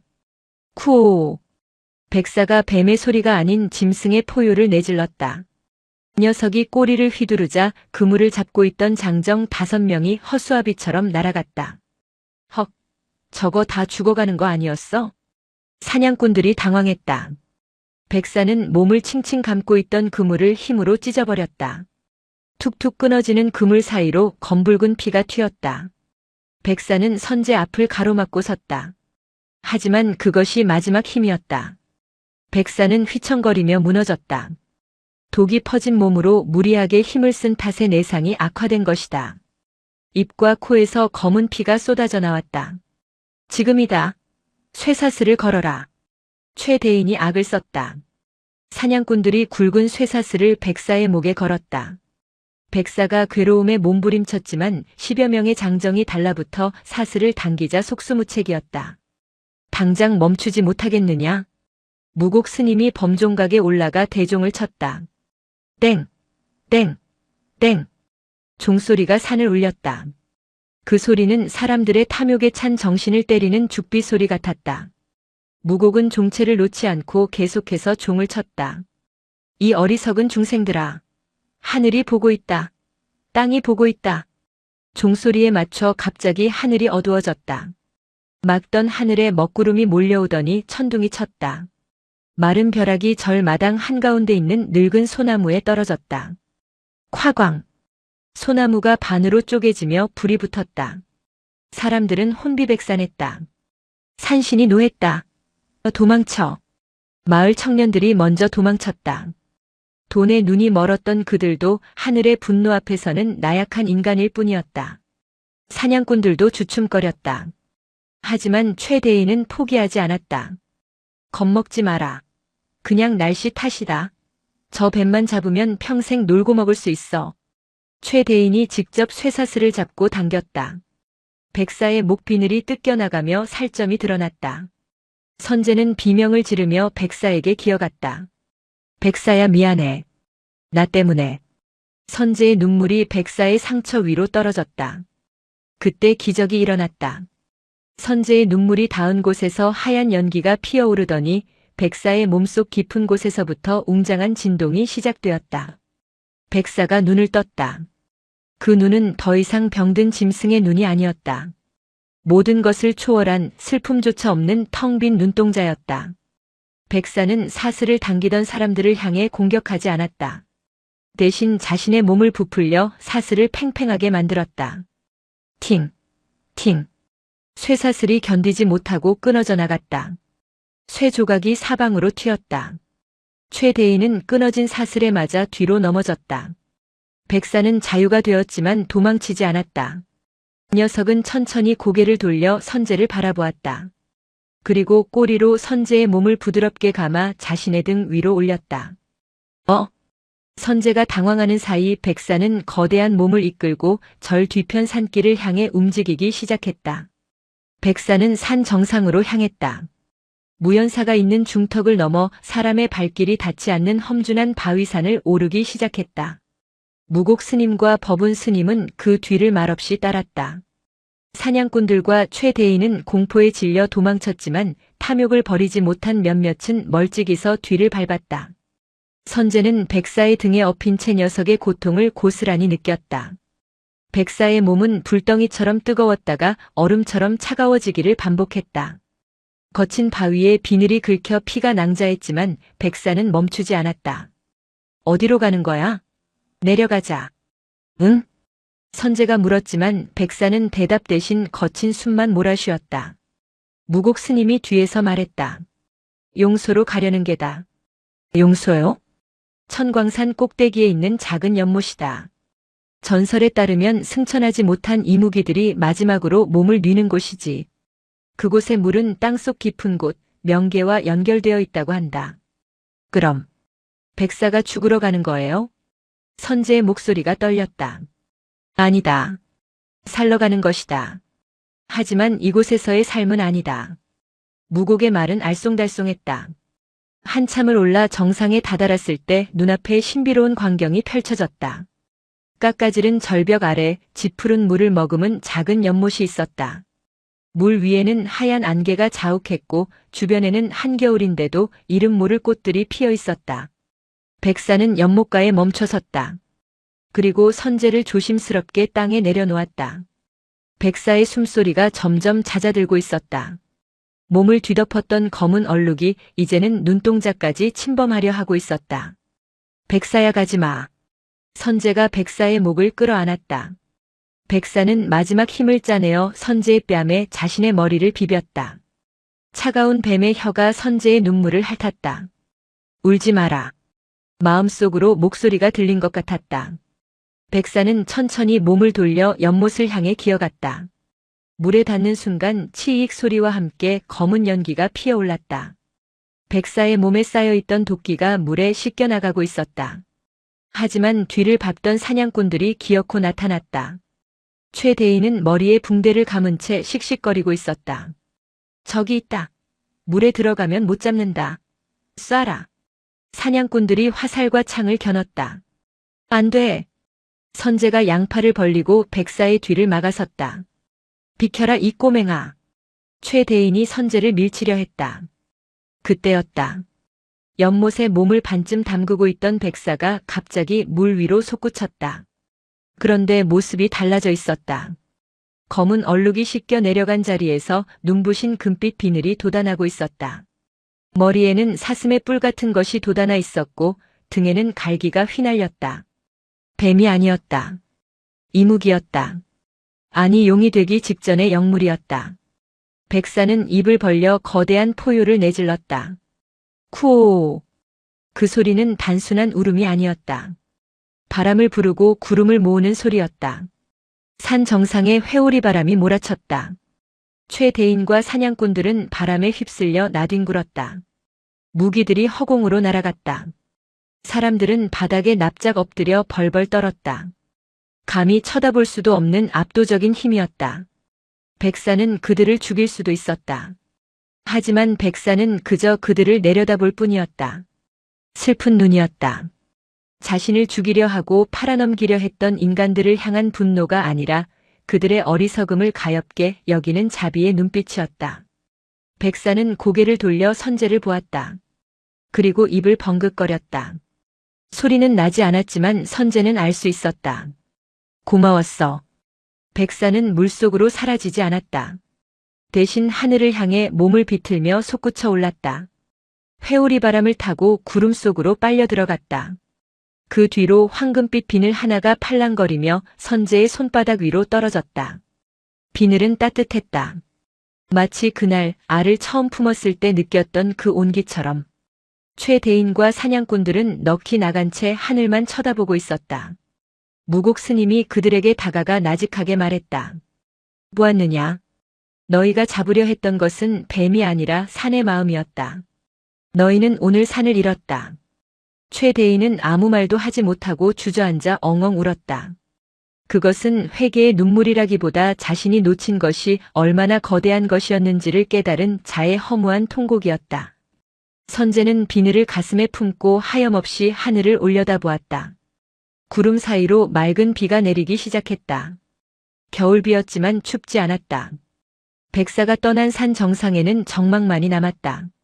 하늘로 치솟았던 회오리 바람이 잦아들자 겨울 산의 매서운 칼바람이 그 자리를 채웠다. 최대인과 사냥꾼들은 혼이 나간 사람처럼 비틀거리며 산을 내려갔다. 그들의 손에는 무기 대신 두려움이 들려 있었다. 용이다. 우리가 용을 죽이려 했어. 이제 천벌을 받을 거야. 그들은 뒤를 자꾸만 힐끔거렸다. 금방이라도 하늘에서 벼락이 떨어지거나 땅이 갈라져 자신들을 삼킬 것 같은 공포에 사로잡혀 있었다. 하지만 산은 아무런 반응도 하지 않았다. 그저 침묵할 뿐이었다. 그 침묵이 더 무거웠다. 선제는 연못가에 주저앉아 한참을 움직이지 않았다. 손에 쥔 황금빛 비늘은 아직 따뜻했다. 그것은 백사가 남긴 마지막 체온이자 약속이었다. 선제야, 내려가자. 해가 진다. 법운 스님이 선제의 어깨를 감쌌다. 선제는 고개를 저었다. 백사가 추울 텐데. 물속은 차가운데. 녀석은 이제 추위를 타지 않는다. 산의 주인이 되었으니 바람이 이불이 되고 구름이 옷이 되겠지. 무곡 스님의 말에도 선제의 눈물은 멈추지 않았다.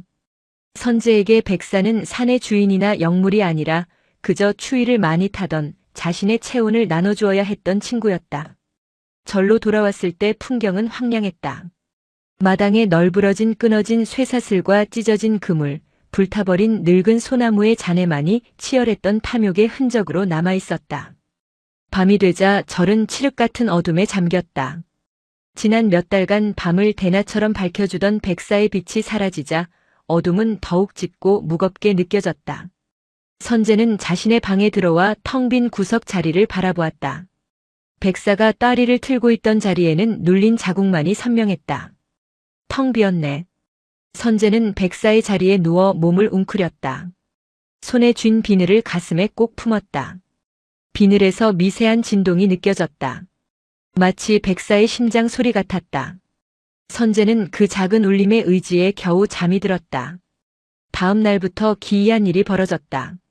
저를 찾는 발길이 뚝 끊긴 것은 물론이고 마을 전체가 쥐 죽은 듯 조용해졌다. 굴뚝에서 연기도 잘 피어오르지 않았다. 사람들은 집 밖으로 나오기를 꺼렸다. 법운 스님이 탁발을 하러 마을에 내려갔다 돌아와 혀를 찼다. 마을 꼴이 말이 아닙니다. 다들 방구석에 처박혀서 벌벌 떨고 있습니다. 뱀신의 저주가 내릴 거라고 믿고 있더군요. 어리석은 사람들. 뱀은 떠나면서 자비를 베풀었거늘 스스로 공포라는 감옥을 짓고 갇혔구나. 무곡 스님의 말대로였다. 백사는 복수하지 않고 떠났지만 사람들은 자신들이 저지른 죄의 무게에 짓눌려 스스로를 벌하고 있었다. 겨울이 깊어지면서 진짜 위기가 찾아왔다. 이번에는 외부의 역병이 아니었다. 마음에서 비롯된 병이었다. 마을 사람들 사이에서 원인 모를 병이 돌기 시작했다. 고열도 없고 반점도 없었다. 그저 시름시름 앓으며 헛소리를 하고 악몽에 시달렸다. 잠을 자다가도 뱀이 나를 조인다며 비명을 지르고 깨어났다. 최대인은 도성으로 도망치듯 떠났지만 며칠 못 가 다시 돌아왔다. 그는 밤빛이 광이가 되어 있었다. 눈을 감으면 그 눈이 보여. 푸른 눈이 나를 쳐다보고 있어. 최대인은 마을 입구의 장승을 붙잡고 횡설수설했다. 마을 사람들은 그 모습이 자신들의 미래가 될까봐 두려워했다. 병은 전염병처럼 번져나갔다. 그것은 죄책감이 만들어낸 집단 환각이었다. 어느 날 촌장이 헬쑥한 얼굴로 저를 찾았다. 스님 살려주십시오. 마을 사람들이 다 죽어갑니다. 몸의 병이라면 의원을 찾고 마음의 병이라면 참회를 해야지 어찌 나를 찾습니까? 참회는 1000번 만번도 더했습니다. 제발 뱀 신님을 달랠 방법을 알려주십시오. 위패라도 모셔야 합니까? 사당이라도 지어야 합니까? 무곡 스님은 단호하게 고개를 저었다. 그것은 녀석을 2번 모욕하는 일입니다. 녀석은 숭배를 바란 적이 없습니다. 그저 조용히 살기를 원했지요. 너희가 해야 할 일은 사당을 짓는 게 아니라 있는 것입니다. 있다니요? 감히 어떻게? 두려움을 잊고 욕심을 잊고 평범한 일상으로 돌아가라는 말입니다. 그것이 녀석이 베푼 마지막 자비에 보답하는 길입니다. 하지만 촌장은 알아듣지 못했다. 공포에 질린 사람에게 평범함이란 가장 어려운 숙제였다. 촌장은 비틀거리며 내려갔다. 그날 오후 선제는 빗자루를 들고 마당을 쓸고 있었다. 그때 며칠 전 백사가 구해준 아이의 엄마가 찾아왔다. 그녀는 품에 무언가를 소중히 안고 있었다. 동자 스님. 여인은 선제 앞에 무릎을 꿇었다. 이거 받아주세요. 여인이 내민 것은 털옷이었다. 솜을 두툼하게 넣고 누빔지를 한 작은 털조끼였다. 밤에 춥지 않게 입으세요. 우리 아이 살려준 은혜 평생 갚아도 모자라지만 스님이 뱀님을 품느라 고생하신 거 압니다. 마을 사람들 모두가 백사를 괴물 아니면 신으로 대할 때 이 여인만은 백사를 품었던 선제의 노고를 기억하고 있었다. 선제는 옷을 받아들고 코끝이 찡해졌다. 고맙습니다, 보살님. 사람들이 너무 무서워해요. 뱀님이 다시 돌아와서 다 잡아갈 거라고. 스님이 좀 말해주세요. 뱀님은 그런 분 아니라고. 선제는 고개를 끄덕였다. 백사는 복수하러 오지 않는다. 선제는 확신할 수 있었다. 가슴속 주머니에 넣은 황금 비늘이 따뜻하게 맥박치고 있었으니까. 복수심을 품은 존재가 남긴 것이 이토록 따뜻할 리 없었다. 사람들은 결국 무곡 스님의 말을 듣지 않았다. 공포를 이기지 못한 그들은 스스로 안심할 수 있는 눈에 보이는 무언가를 원했다. 마을 회의에서 결정이 내려졌다. 절 입구 백사가 처음 나타났던 폐사지터에 백룡사라는 사당을 짓기로 한 것이다. 사람들은 집집마다 쌀을 걷고 돈을 모았다. 굶어 죽을지언정 뱀 신의 노여움을 사는 게 더 무섭다는 광적인 믿음이었다. 뚝딱뚝딱 망치 소리가 산의 정적을 깼다. 무곡 스님이 내려가 호통을 쳤지만 소용없었다. 스님은 빠지십시오. 이건 우리 마을이 사는 길입니다. 사람들의 눈빛은 예전 횃불을 들고 왔을 때와 똑같이 번들거렸다. 그때는 살기였고 지금은 맹신이었지만 본질은 같았다. 나만 살면 된다는 이기심. 며칠 만에 조잡한 사당이 완공되었다. 안에는 나무를 깎아 만든 뱀 조각상이 모셔졌다. 사람들은 뱀 조각상 앞에 붉은 천을 두르고 매일같이 절을 했다. 돼지머리를 올리고 술을 따랐다. 뱀 신님이시여 노여움을 푸소서. 우리 집에 재물이 들어오게 해주소서. 처음에는 용서를 빌던 기도가 점차 기복으로 변질되었다. 백사가 떠난 자리에 탐욕스러운 우상이 들어선 꼴이었다. 선제는 그 꼴이 보기 싫어 절 밖으로 나가지 않았다. 하지만 사당에서 피우는 향 냄새가 바람을 타고 절 안까지 들어왔다. 싸구려 향 냄새는 백사에게서 나던 은은한 향기와는 달랐다. 머리가 아플 정도로 독했다. 그러던 어느 날 사당에 불이 났다.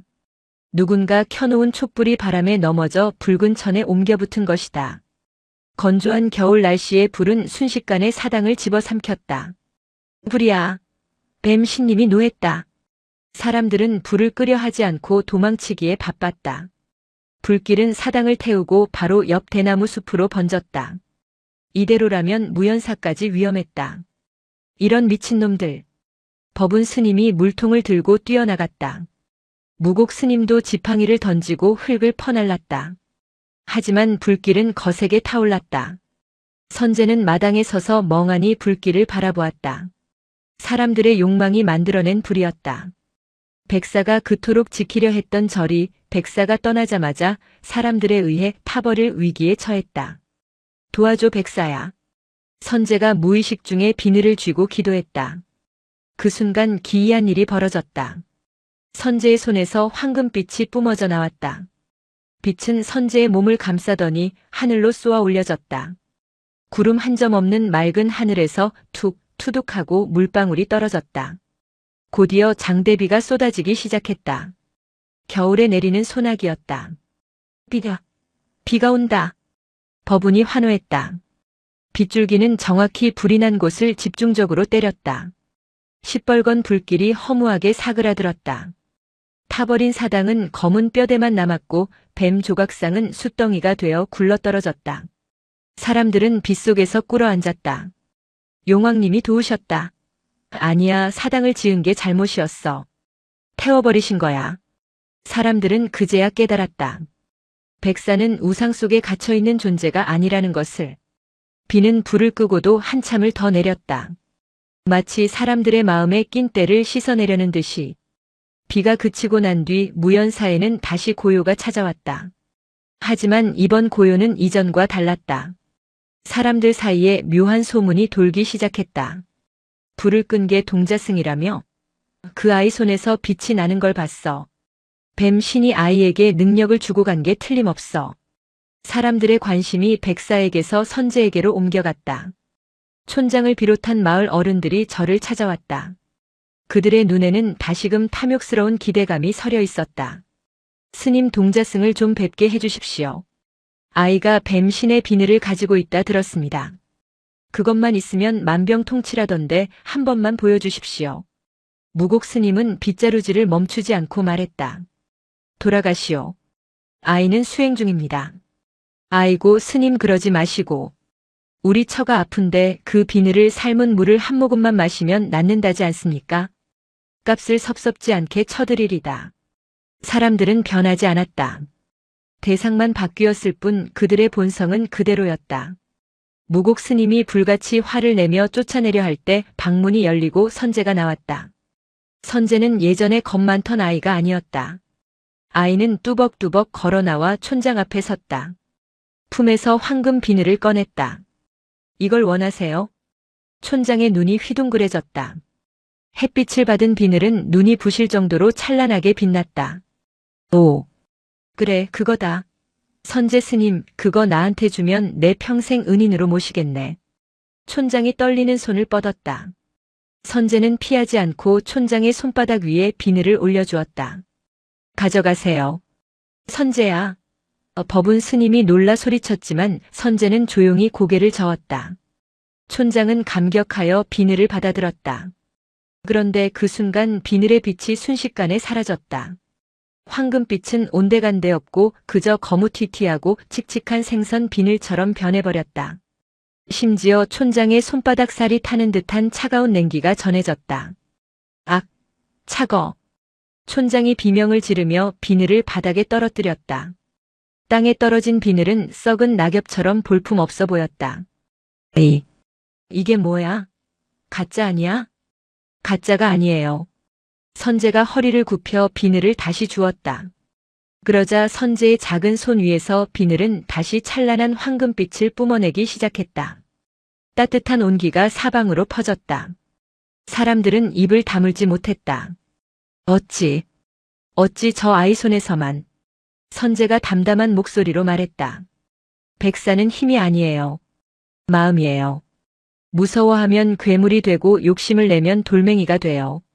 아저씨들이 백사를 가둘 수 없었던 것처럼 이 비늘도 가질 수 없어요. 선제는 비늘을 다시 품에 넣었다. 이건 병을 고치는 약이 아니에요. 백사가 저한테 잊지 말라고 준 편지예요. 그러니까 다들 돌아가세요. 백사는 이제 여기 없어요. 촌장과 마을 사람들은 얼굴이 붉어졌다. 5살 아이의 말이 죽비처럼 그들의 정수리를 내리쳤다. 그들은 아무 말도 하지 못하고 뒷걸음질 쳤다. 무곡 스님은 그 모습을 보며 미세하게 고개를 끄덕였다. 아이는 자랐다. 백사를 품었던 그 시간 동안 아이는 알을 깨고 나오는 새처럼 자신의 껍질을 깨고 있었다. 사람들이 모두 내려가고 난 뒤 법운 스님이 선제에게 물었다. 선제야, 정말 그 비늘을 줘버릴 생각이었느냐? 네. 그 귀한 걸 왜? 스님 말씀대로 잡고 있으면 집착이 되잖아요. 줘봐야 알 것 같았어요. 저 사람들이 원하는 게 진짜 백사인지 아니면 자기들 욕심인지. 법운은 멍하니 선제를 바라보다가 피식 웃었다. 내가 나보다 낫구나. 내가 동자승을 모시고 있었어. 산사에 다시 겨울바람이 불었다. 하지만 선제의 가슴속은 훈훈했다. 비늘은 여전히 따뜻하게 밥동하고 있었다. 마치 백사가 어딘가에서 잘했다고 속삭이는 것처럼. 그러나 평화는 오래가지 않았다. 도성에서 새로운 인물이 찾아오고 있었다. 최대인보다 더 권력이 높고 더 지독한 집착을 가진 자. 왕실의 내관이 병든 왕세자를 살리기 위해 불로불사의 영약을 찾아 천광산으로 오고 있었다. 눈이 내렸다. 산천이 하얗게 덮였으나 무연사로 향하는 길만은 검게 뚫려 있었다. 수십 필의 말발굽이 눈을 지시겨 진창을 만들어 놓았기 때문이다. 마을의 촌장도 최대인도 이번 행렬 앞에서는 숨조차 쉬지 못했다. 그들은 길가에 납작 엎드려 머리를 땅에 박고 있었다. 말 위에 앉은 자들은 도성에서 내려온 금군이었다. 붉은 관복을 입고 허리에는 서슬 퍼런 환도를 찬 그들의 위세는 산짐승들마저 숨죽이게 했다. 그 행렬의 중심에 화려한 가마 한 채가 있었다. 4명의 가마꾼이 땀을 흘리며 가파른 산길을 올랐고 그 뒤를 내관 복장의 사내가 따르고 있었다. 왕실 내의원을 총괄하는 조내관이었다. 절 마당에 들어선 조내관은 주위를 둘러보았다. 콧날이 매섭고 눈매가 찢어진 그는 평생을 권력의 그늘에서 살아온 자 특유의 서늘한 기운을 풍겼다. 이곳이 그 소문의 절인가. 조내관의 목소리는 높지 않았으나 날카로웠다. 법당에서 나온 무곡 스님이 합장하며 그를 맞았다. 산중의 누추한 곳에 어인일로 귀한 분들이 오셨습니까? 주지인가? 긴 말하지 않겠네. 나라의 큰 어르신께서 위중하시네. 백방으로 약을 썼으나 차도가 없어 마지막으로 이곳의 영물을 찾으러 왔네. 조내관은 단도직입적이었다. 그는 왕세자의 병환을 언급했다. 세자는 원인 모를 병으로 시름시름 앓고 있었고 무당들은 그것이 용의 노여움을 샀기 때문이라 점쳤다. 때마침 천광산에서 용이 승천했다는 소문과 그 비늘을 가진 아이가 있다는 보고가 올라간 것이다. 영물은 떠났고 남은 것은 빈 껍데기뿐입니다. 돌아가십시오. 무곡의 거절에 조내관은 눈썹 하나 까딱하지 않았다. 빈 껍데기인지 아닌지는 우리가 판단하네. 그 아이를 데려오게. 금군들이 무곡 스님을 밀치고 요사체로 향했다. 법은 스님이 막아서려 했으나 칼자루로 얻어맞고 나뒹굴었다. 스님. 방 안에 숨어있던 선제가 뛰쳐나왔다. 선제는 쓰러진 법은 스님을 부축하며 금군들을 노려보았다. 5살 아이의 눈빛이라고는 믿기지 않을 만큼 강렬한 기세였다. 조내관이 선제를 훑어보았다. 내 놈이 그 비늘을 가졌다는 아이구나. 우리 스님 때리지 마세요. 물건을 내놓으면 아무도 다치지 않는다. 하지만 거역하면 이 절은 역적의 소굴이 되어 불타게 될 것이다. 그것은 협박이 아니었다. 선고였다. 왕명을 거역하는 것은 곧 죽음을 의미하던 시대였다. 선제는 품속에 손을 넣었다. 따뜻한 온기가 손끝에 전해졌다. 하지만 이 온기를 저들에게 줄 수는 없었다. 저들은 백사를 생명으로 보지 않고 권력을 유지할 도구로만 보고 있었다. 싫어요. 선제의 단호한 대답에 조내관의 미간이 구겨졌다. 뭐라? 이건 백사가 저한테 준 거예요. 아저씨들한테 주라고 한 게 아니에요. 이 건방진 놈이 감히 어명을 거역해? 조내관이 눈짓하자 금군 하나가 선제의 멱살을 잡아 들어 올렸다. 선제의 몸이 허공에 떴다. 품속에서 황금빛 비늘이 툭 떨어졌다. 눈밭 위에 떨어진 비늘은 찬란하게 빛나고 있었다. 조내관의 눈이 탐욕으로 번들거렸다. 저것이다. 저것이 그 용의 비늘이다. 조내관이 다급하게 비늘을 향해 손을 뻗었다. 조내관의 손가락이 비늘에 닿는 순간이었다. 파스스. 황금빛이 순식간에 사그라들었다. 마치 촛불을 훅 불어 끈 것처럼 빛은 사라지고 비늘은 검고 거친 돌덩이처럼 변해버렸다. 에이, 이게 무슨 조화냐? 조내관이 당황하여 비늘을 집어들었다. 그러자 끔찍한 비명이 터져나왔다. 으악! 조내관이 비늘을 집어 던지며 손을 감싸쥐었다. 비늘이 닿았던 손가락 끝이 하얗게 동상에 걸린 듯 얼어붙어 있었다. 차갑다. 불이다. 아니 얼음이다. 조내관은 손을 덜덜 떨며 뒤로 물러섰다. 마을 촌장이 겪었던 것과는 비교도 안 될 만큼 강력한 거부 반응이었다. 백사가 남긴 비늘은 상대의 탐욕이 클수록 더 차가운 냉기를 뿜어냈다. 왕실의 권력을 등에 업은 존해관의 욕망은 그만큼 거대하고 차가웠던 것이다. 요물이다. 저것은 약이 아니라 저주 덩어리야. 존해관은 공포에 질려 소리쳤다. 무곡 스님이 조용히 비늘을 주어 선제의 손에 쥐어주었다. 그러자 비늘은 다시 따뜻한 황금빛을 뿜어냈다. 보십시오. 물건이 주인을 알아보는 것입니다. 억지로 취하려 하면 화를 입습니다. 무곡의 말에 존해관은 입술을 깨물었다. 자존심이 상한 그는 도끼에 찬 눈으로 선제를 노려보았다. 그렇다면 방법은 하나뿐이군. 존해관이 비릿한 웃음을 흘렸다. 비늘이 아이의 말을 듣는다면 아이와 비늘을 통째로 데려가면 될 일이다. 뭐라고요? 법운 스님이 기겁하며 외쳤다. 저 아이를 산채로 솥에 넣고 삶아서라도 그 기운을 우려내야겠다. 세자 저하를 살릴 수만 있다면 중놈 하나 죽이는 건 일도 아니지. 광기였다. 충성이라는 이름으로 포장된 잔혹한 광기. 금군들이 다시 선제를 포위했다. 이번에는 비늘을 뺏으려는 게 아니라 선제를 결박하려 들었다. 안 됩니다. 차라리 나를 잡아가시오. 법운 스님이 몽둥이를 들고 달려들었지만 무장한 군사들을 당해낼 수는 없었다. 금군들이 창자루로 법운을 내리쳤다. 스님. 선제가 울부짖었다. 무곡 스님마저 무릎이 꿇렸다. 절마당은 순식간에 아수라장이 되었다. 힘없는 스님들은 피를 흘리며 쓰러졌고 선제는 밧줄에 묶였다. 이거 나요? 선제가 발버둥 쳤지만 역부족이었다. 존해관은 얼어붙은 손을 입김으로 녹이며 싸늘하게 말했다. 출발한다. 해가 지기 전에 산을 넘어야 한다. 선제는 가마꾼들의 손에 이끌려 억지로 끌려갔다. 뒤돌아보니 피투성이가 된 법운 스님과 망연자실한 표정으로 앉아있는 무곡 스님의 모습이 보였다. 할아버지, 스님. 선제의 눈에서 눈물이 뚝뚝 떨어졌다.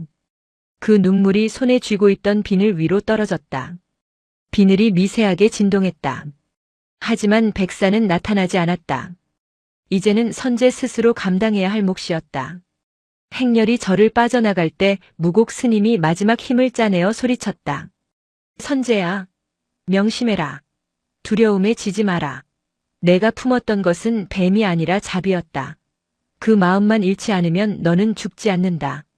스님의 목소리가 메아리쳐 선제의 가슴에 박혔다. 가마에 갇힌 선제는 덜컹거리는 진동을 느끼며 웅크리고 있었다. 사방이 막힌 가마 안은 어둡고 추웠다. 존해관은 선제가 도망치지 못하도록 가마문에 자물쇠를 채웠다. 선제는 무서웠다. 솥에 삶아진다는 말이 귓가에 맴돌았다. 하지만 품속의 비늘을 만지작거리며 백사를 떠올렸다. 백사는 더 무서웠을 거야. 알 속에 갇혀 있을 때도 사람들이 죽이려 할 때도. 백사는 그 공포를 견디고 용이 되었다. 선제는 눈물을 닦았다. 자신이 무너지면 백사가 남긴 이 마지막 흔적조차 저들의 욕심을 채우는 데 쓰이고 말 것이다. 이틀 밤낮을 걸어 행렬은 도성 한양에 도착했다. 화려한 기와집들이 끝도 없이 펼쳐져 있었지만 선제의 눈에는 거대한 감옥처럼 보였다. 사람들은 웅성거리며 금군의 행렬을 구경했다. 저기 봐. 산에서 잡아온 요물이라던데. 어린애잖아. 저 아이가 용을 부린다고? 사람들의 시선은 호기심과 경멸이 섞여 있었다. 선제는 고개를 숙였다. 곧장 궁궐로 들어갔다. 구중궁궐의 높은 담장은 하늘을 가릴 듯 위압적이었다. 선제는 내의원 깊숙한 곳, 은밀한 방으로 끌려갔다. 방 안에는 약 냄새가 진동했다. 수많은 의관이 분주하게 움직이고 있었고 방 한가운데 침상에는 창백한 얼굴의 소년이 누워 있었다. 왕세자였다. 나이는 선제보다 서너 살 위쯤 되어 보였다. 하지만 뼈만 앙상하게 남은 몸은 선제보다 더 작아 보였다. 세자는 거친 숨을 몰아쉬며 고통스러워하고 있었다. 저하 약을 가져왔습니다. 존해관이 엎드려 고했다. 그리고 선제를 앞으로 떠밀었다. 이 아이가 용의 비늘을 가지고 있습니다. 자, 어서 비늘을 내놓거라. 선제는 주저하며 비늘을 꺼냈다. 황금빛이 방 안을 환하게 밝혔다. 의관들이 탄성을 질렀다. 오, 저런 빛은 처음 봅니다. 과연 영약이로다. 조내관은 의관에게 눈짓했다. 의관은 날카로운 은장도를 꺼내 들었다. 비늘을 긁어서 가루를 내거나 아니면 선제의 피를 섞으려는 기세였다. 그때였다. 누워있던 세자가 힘겹게 눈을 떴다. 그의 시선이 선제에게 머물렀다. 아니 정확히는 선제의 손에 들린 비늘을 보고 있었다. 그것은 세자의 목소리는 갈라져 있었다. 따뜻해 보이는구나. 세자는 춥다고 했다. 아무리 비단 이불을 덮고 화로를 피워도 뼛속까지 시리다고 했다. 그것은 권력 암투 속에서 언제 독살당할지 모른다는 공포가 만들어낸 한기였다. 의관이 칼을 들고 다가오자 선제가 뒷걸음질 쳤다. 안 돼요. 이걸 부수면 안 돼요. 가만히 있어라. 저하를 살리려면 어쩔 수 없다. 조내관이 선제의 팔을 붙잡았다. 선제는 비늘을 가슴에 품고 소리쳤다. 이건 약이 아니에요. 이건 마음이에요. 시끄럽다. 조내관이 억지로 선제의 손을 펴려 했다. 선제가 필사적으로 저항하는 과정에서 비늘이 튀어나갔다. 비늘은 공중을 빙글 돌더니 세자의 침상 위로 떨어졌다. 저하. 위험합니다. 조내관이 기겁하며 달려들었다. 비늘이 세자의 몸에 닿으면 또다시 얼어붙게 만들까봐 두려웠던 것이다. 하지만 예상 밖의 일이 벌어졌다. 세자의 가슴 위에 떨어진 비늘은 차가워지지 않았다. 오히려 부드럽고 은은한 빛을 내며 세자의 몸을 감쌌다. 아! 세자가 탄성을 내뱉었다. 비늘에서 흘러나온 온기가 세자의 차가운 몸으로 스며들었다. 그것은 뜨거운 열기가 아니라 엄마의 품처럼 포근한 기운이었다. 따뜻하다. 처음으로 따뜻하다. 세자의 굳어있던 얼굴 근육이 풀어지고 거칠던 호흡이 편안해졌다. 의관들이 놀라 입을 다물지 못했다. 선제는 멍하니 그 광경을 바라보았다. 백사의 비늘이 반응했다. 그것은 세자가 탐욕스러운 자가 아니라는 증거였다. 세자는 권력을 원한 게 아니라 그저 살고 싶었고 위로받고 싶었던 두려움에 떠는 또 하나의 어린 영혼이었던 것이다. 조내관은 멈칫했다. 비늘을 갈아 마시게 하려던 계획이 틀어졌다. 비늘은 그 자체로 세자를 치유하고 있었다. 하지만 그것은 육체의 병을 고치는 게 아니라 마음의 결핍을 채워주는 방식이었다. 세자가 떨리는 손으로 비늘을 쥐었다. 이 아이를 가까이 오게 하라. 세자의 명령에 조내관이 주저하며 길을 터주었다. 선제가 조심스럽게 침상으로 다가갔다. 세자는 선제의 눈을 바라보며 물었다. 이것이 내 것이냐? 아니요. 친구가 준 거예요. 친구? 네. 무서움을 많이 타는 하얀 뱀이었어요. 제가 안아주니까 따뜻해졌어요. 세자는 씁쓸한 미소를 지었다. 나는 뱀보다 못한 사람이구나. 아무도 나를 안아주지 않았어. 다들 내 자리만 보았지. 세자의 눈에서 눈물이 흘러내렸다. 그 눈물은 왕세자로서의 눈물이 아니라 사랑받지 못한 아이의 눈물이었다. 선제는 본능적으로 알았다. 이 형아에게 필요한 건 약이 아니라 자신이 백사에게 해주었던 것과 같은 것이라는 걸. 선제는 침상 위로 올라가 덮고 있던 자신의 얇은 장삼을 펼쳤다. 그리고 주저없이 세자를 끌어안았다. 무례하다. 당장 내려오지 못할까? 조내관이 소리쳤지만 세자가 손을 들어 제지했다. 선제의 작은 체온이 세자에게 전해졌다. 이제 안 추울 거예요.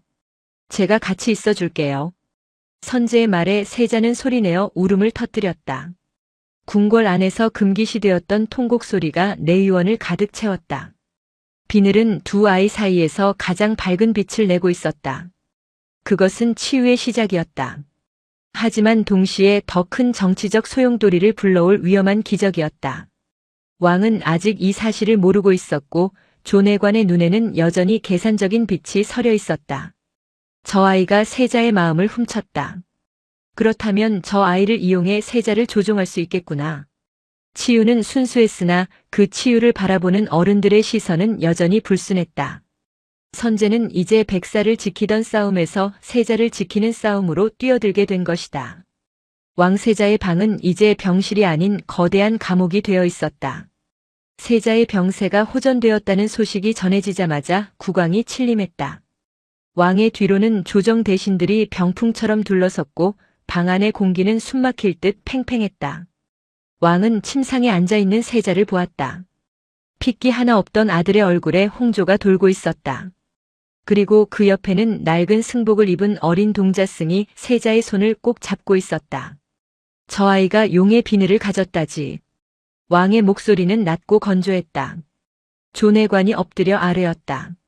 예 전하. 저 아이의 손에 있는 비늘이 세자 저하의 냉증을 씻은 듯이 낫게 하였습니다. 실로 천하의 명약이자 신물이옵니다. 왕의 시선이 선제에게 꽂혔다. 그 눈은 아버지의 눈이 아니었다. 절대 권력자로서 영원한 생명과 힘을 갈구하는 맹수의 눈이었다. 왕은 천천히 손을 내밀었다. 이리 다오. 내가 직접 보겠다. 선제는 세자의 손을 더 꽉 쥐었다. 옆에 있던 조내관이 선제의 등을 떠밀었다. 어명이다. 어서 바치지 않고 뭐하느냐. 선제는 주저하며 품에서 비늘을 꺼냈다. 하지만 왕에게 건네지는 않았다. 이건 드릴 수 없어요. 뭐라? 왕의 미간이 꿈틀거렸다. 이건 힘이 아니에요. 그냥 따뜻한 마음이에요. 가져가려고 하면 차가워져요. 아저씨들처럼요. 선제의 말에 대신들이 경악했다. 감히 지존에게 아저씨라 칭하고 훈계까지 하다니. 당장 목을 쳐도 할 말이 없는 불경이었다. 조내관이 칼을 뽑으려는 금군에게 눈짓을 했다. 그때 세자가 선제 앞을 막아섰다. 아바마마. 이 아이 말이 맞습니다. 세자의 목소리는 떨리고 있었지만 눈빛은 단호했다. 소자가 낳은 것은 비늘 때문이 아닙니다. 이 아이가 저를 세자가 아닌 친구로 대해주었기 때문입니다. 이 궁궐 안에서 누구도 해주지 않았던 따뜻한 체온을 나누어 주었기에 제 마음의 얼음이 녹은 것입니다. 왕은 콧방귀를 뀌었다. 나약한 소리. 왕은 마음으로 다스리는 게 아니다. 힘으로 다스리는 것이다. 저 비늘이 있으면 나는 늙지 않을 것이고 너 또한 강건해질 것이다. 그것이 왕실의 법도다. 왕은 직접 자리에서 일어났다. 그의 그림자가 선제와 세자를 덮쳤다. 내놓거라. 그것은 이제 짐의 것이다. 왕이 강제로 선제의 손에서 비늘을 낚아챘다. 선제가 뺏기지 않으려 버텼지만 어른의 힘을 당해낼 수는 없었다. 비늘이 왕의 손아귀로 넘어갔다. 순간 비늘이 기괴한 소리를 내며 진동했다. 웅웅웅. 황금빛이 사라지고 비늘은 칠흑 같은 검은색으로 변했다. 그리고 왕의 손바닥에서 연기가 피어올랐다. 왕이 신음하며 비늘을 떨어뜨리려 했지만 비늘은 마치 자석처럼 왕의 손에 달라붙어 떨어지지 않았다. 끔찍한 냉기가 왕의 팔을 타고 심장으로 파고들었다. 저 전하. 조내관과 대신들이 기겁하며 달려들었다. 에이. 이것 떼어라. 어서. 왕이 비명을 질렀다. 그의 손은 이미 검푸르게 동상에 걸려 있었고 혈관을 타고 검은 기운이 꿈틀거리며 올라오고 있었다. 그것은 왕이 평생 품어온 권력에 대한 집착과 의심의 형상이었다. 베어라. 팔을 베어서라도 떼어내라. 조내관이 칼을 빼들었다. 왕을 살리기 위해 왕의 팔을 잘라야 하는 아이러니한 상황이 벌어졌다. 안 돼요. 선제가 달려들어 왕의 팔을 붙잡았다. 비키거라. 내 놈이 요술을 부린 게냐? 조내관이 선제를 발로 차려 했다. 하지만 선제는 아랑곳하지 않고 왕의 얼어붙은 손을 자신의 작은 두 손으로 감쌌다. 무서워하지 마세요. 욕심내지 않으면 안 아파요. 선제가 눈을 감고 백사를 떠올렸다. 백사야 화내지 마. 이 사람들도 불쌍한 사람들이야. 선제의 따뜻한 마음이 왕의 손에 닿았다. 그러자 왕의 팔을 집어 삼키려던 검은 기운이 멈칫했다. 선제의 눈물 한 방울이 검게 변한 비늘 위로 떨어졌다. 파스스. 비늘이 왕의 손에서 스르르 떨어져 바닥으로 굴렀다. 왕은 거친 숨을 몰아쉬며 바닥에 주저앉았다. 그의 손은 멀쩡했다. 다만 그가 느꼈던 공포의 기억만이 뼈에 사무쳐 있을 뿐이었다. 정적 속에 선제의 목소리만이 울렸다. 백사는 용이 되고 싶어서 된 게 아니에요. 그냥 살고 싶었던 거예요. 할아버지도 왕이 되고 싶어서 된 게 아니잖아요. 그냥 살고 싶으셨던 거잖아요. 왕은 멍하니 선제를 올려다보았다. 평생을 정적을 제거하고 왕좌를 지키기 위해 살아온 자신의 삶이 고작 5살짜리 아이의 눈에는 겁에 질려 웅크린 뱀처럼 보였던 것이다. 왕은 더 이상 비늘을 탐하지 않았다. 아니, 감히 탐할 수가 없었다. 그것은 인간의 그릇으로 담을 수 있는 물건이 아니었다. 다음 날 새벽 왕은 조용히 명을 내렸다. 그 아이를 보내주어라. 조내관은 분한 듯 입술을 깨물었지만 왕의 눈에 서린 깊은 회한을 보고는 고개를 숙였다. 세자가 선제를 배웅하러 궁궐 문 앞까지 나왔다. 하룻밤 사이 세자는 훌쩍 자란 듯 의젓해 보였다. 선제야. 세자가 선제의 손을 잡았다. 고맙다. 내 덕분에 내가 누구인지 알았다. 나는 왕이 될 사람이 아니라 그냥 사람이어야 한다는 걸. 형아, 안녕. 아프지 마. 선제는 해맑게 웃으며 세자를 안아주었다. 세자는 품에서 작은 꾸러미를 꺼내주려 했다. 금은 보화였다. 이거라도 가져가거라. 저를 고치는 데 쓰면. 선제는 고개를 저었다. 필요 없어요. 절에는 흙도 있고 나무도 있어요.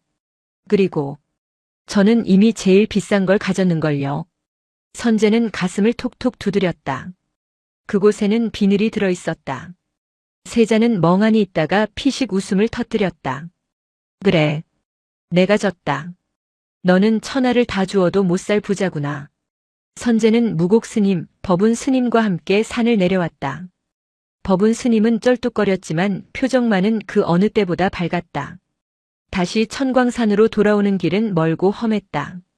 하지만 절 입구에 도착했을 때 그들은 놀라운 광경을 목격했다. 폐허가 되었던 절이 말끔하게 치워져 있었다. 불타버린 소나무 자리는 깨끗하게 정리되어 있었고 무너진 담장은 다시 쌓여 있었다.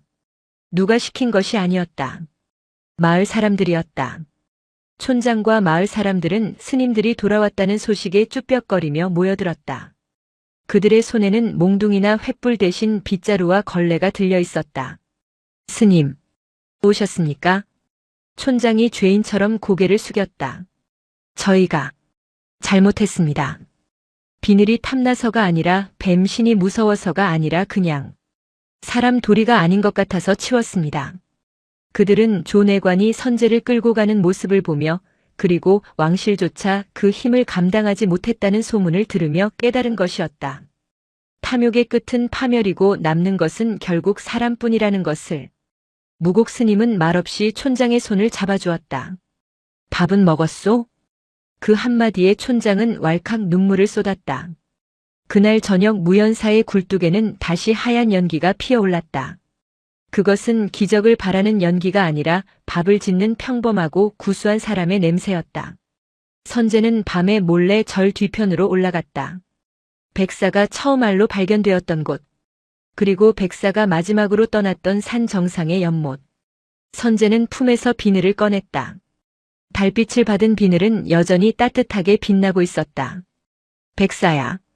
선제는 연못을 향해 속삭였다. 나 이제 이거 필요 없어. 선제는 비늘을 쥐고 있는 손에 힘을 주지 않았다. 사람들이 이제 안 무섭대. 나도 안 무서워. 그러니까 너도.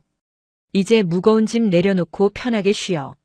선제는 비늘을 연못 속으로 던졌다. 풍덩. 작은 파문이 일었다. 황금빛 비늘은 물속으로 가라앉으며 서서히 빛을 잃어갔다. 아니, 빛을 잃은 것이 아니라 물과 하나가 되어 녹아들었다. 그러자 연못의 물이 은은하게 빛나더니 맑은 기운이 산 전체로 퍼져나갔다. 그것은 누구 한 사람이 독점하는 약이 아니라 산에 사는 모든 생명을 살리는 생명수가 되었다. 선제는 빈손을 털고 일어났다. 손은 비었지만 마음은 꽉 찬 느낌이었다. 산바람이 선제의 머리를 쓰다듬고 지나갔다.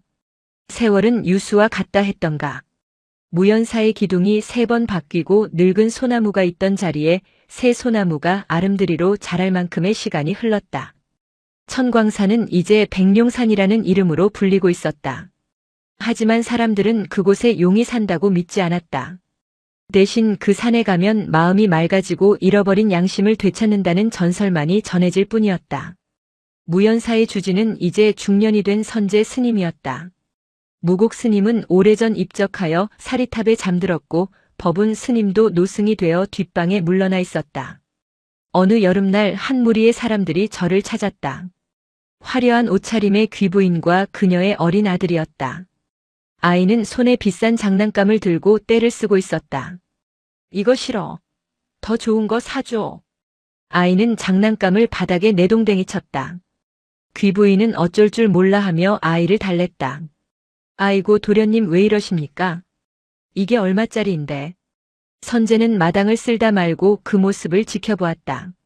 아이의 눈은 욕망으로 가득 차 있었고 만족을 모르는 불안함으로 떨리고 있었다. 옛날 마을 사람들의 눈빛과 닮아 있었다. 선제가 다가가 아이 앞에 쭈그리고 앉았다. 꼬마야. 뭐야? 저리 가. 아이가 선제를 밀쳤지만 선제는 꿈쩍도 하지 않고 미소를 지었다. 손에 쥔 게 너무 많으면 새로운 걸 잡을 수가 없단다. 아니야. 다 가질 거야. 그래. 그럼 이걸 한번 잡아볼래? 선제는 품에서 무언가를 꺼내 주먹을 쥐어 보였다. 이게 뭔데? 세상에서 제일 따뜻하고 제일 비싼 거야. 아이의 호기심이 발동했다. 아이는 쥐고 있던 장난감을 바닥에 놓고 선제의 손을 잡으려 했다. 줘봐. 선제가 손을 폈다. 하지만 선제의 손바닥 위에는 아무것도 없었다. 빈손이었다. 뭐야? 아무것도 없잖아. 거짓말쟁이. 아이가 화를 내자 선제는 아이의 작은 손을 자신의 빈손으로 꼭 감싸쥐었다. 느껴지니? 뭐가? 따뜻한 거. 아이의 눈이 커졌다. 선제의 거친 손바닥에서 전해지는 온기. 그것은 장난감의 차가운 플라스틱 감촉과는 달랐다. 살아있는 사람의 온도였다. 이게 뭐야? 이게 마음이란다. 꽉 쥐면 내 것밖에 못 가지지만 손을 펴서 잡으면 다른 사람의 마음까지 가질 수 있지. 아이는 멍하니 선제의 손을 잡고 있었다. 보채던 울음이 뚝 그쳤다. 귀부인은 그 모습을 보고 놀라움을 금치 못했다. 선제는 자리에서 일어나 절 뒤편으로 향했다. 그곳에는 작은 비석 하나가 서 있었다. 비석에는 글자 대신 뱀이 따리를 튼 모양의 문양이 새겨져 있었다. 선제는 비석 앞에 앉아 눈을 감았다. 바람이 불어와 풍경 소리를 울렸다. 땡땡. 그 소리 사이로 익숙한 쇳소리가 섞여 들려왔다. 쉬익. 선제가 눈을 떴을 때 비석 위에 하얀 나비 한 마리가 앉아 있었다. 나비의 날개 무늬가 마치 뱀의 비늘처럼 보였다. 왔니? 선제가 손을 내밀자 나비는 선제의 손끝에 앉았다. 그래. 나도 잘 지낸다. 선제는 알고 있었다. 백사는 떠난 것이 아니라 산이 되었고 바람이 되었으며 비가 되어 항상 곁에 있었다는 것을. 그리고 그날 자신이 품었던 것은 뱀의 알이 아니라 세상 모든 두려움과 편견에 맞설 수 있는 용기라는 씨앗이었음을. 선제의 시선이 비석 아래 땅으로 향했다. 오래전 뱀의 알이 있던 그 자리. 그 흙 위에는 선명하게 찍힌 자국 하나가 남아 있었다. 비바람이 수없이 몰아쳤지만 결코 지워지지 않은 5살 아이의 작은 손바닥 자국. 그리고 그 위를 덮고 있는 하얀 이끼들이 마치 용의 비늘처럼 빛나고 있었다. 선제는 미소를 지으며 합장했다. 산 아래 마을에서 밥 짓는 연기가 평화롭게 피어오르고 있었다. 영상이 마음에 드셨다면 구독과 좋아요, 댓글 부탁드립니다. 부탁드립니다. 부탁드립니다. 부탁드립니다. 부탁드립니다. 부탁드립니다. 부탁드립니다. 부탁드립니다.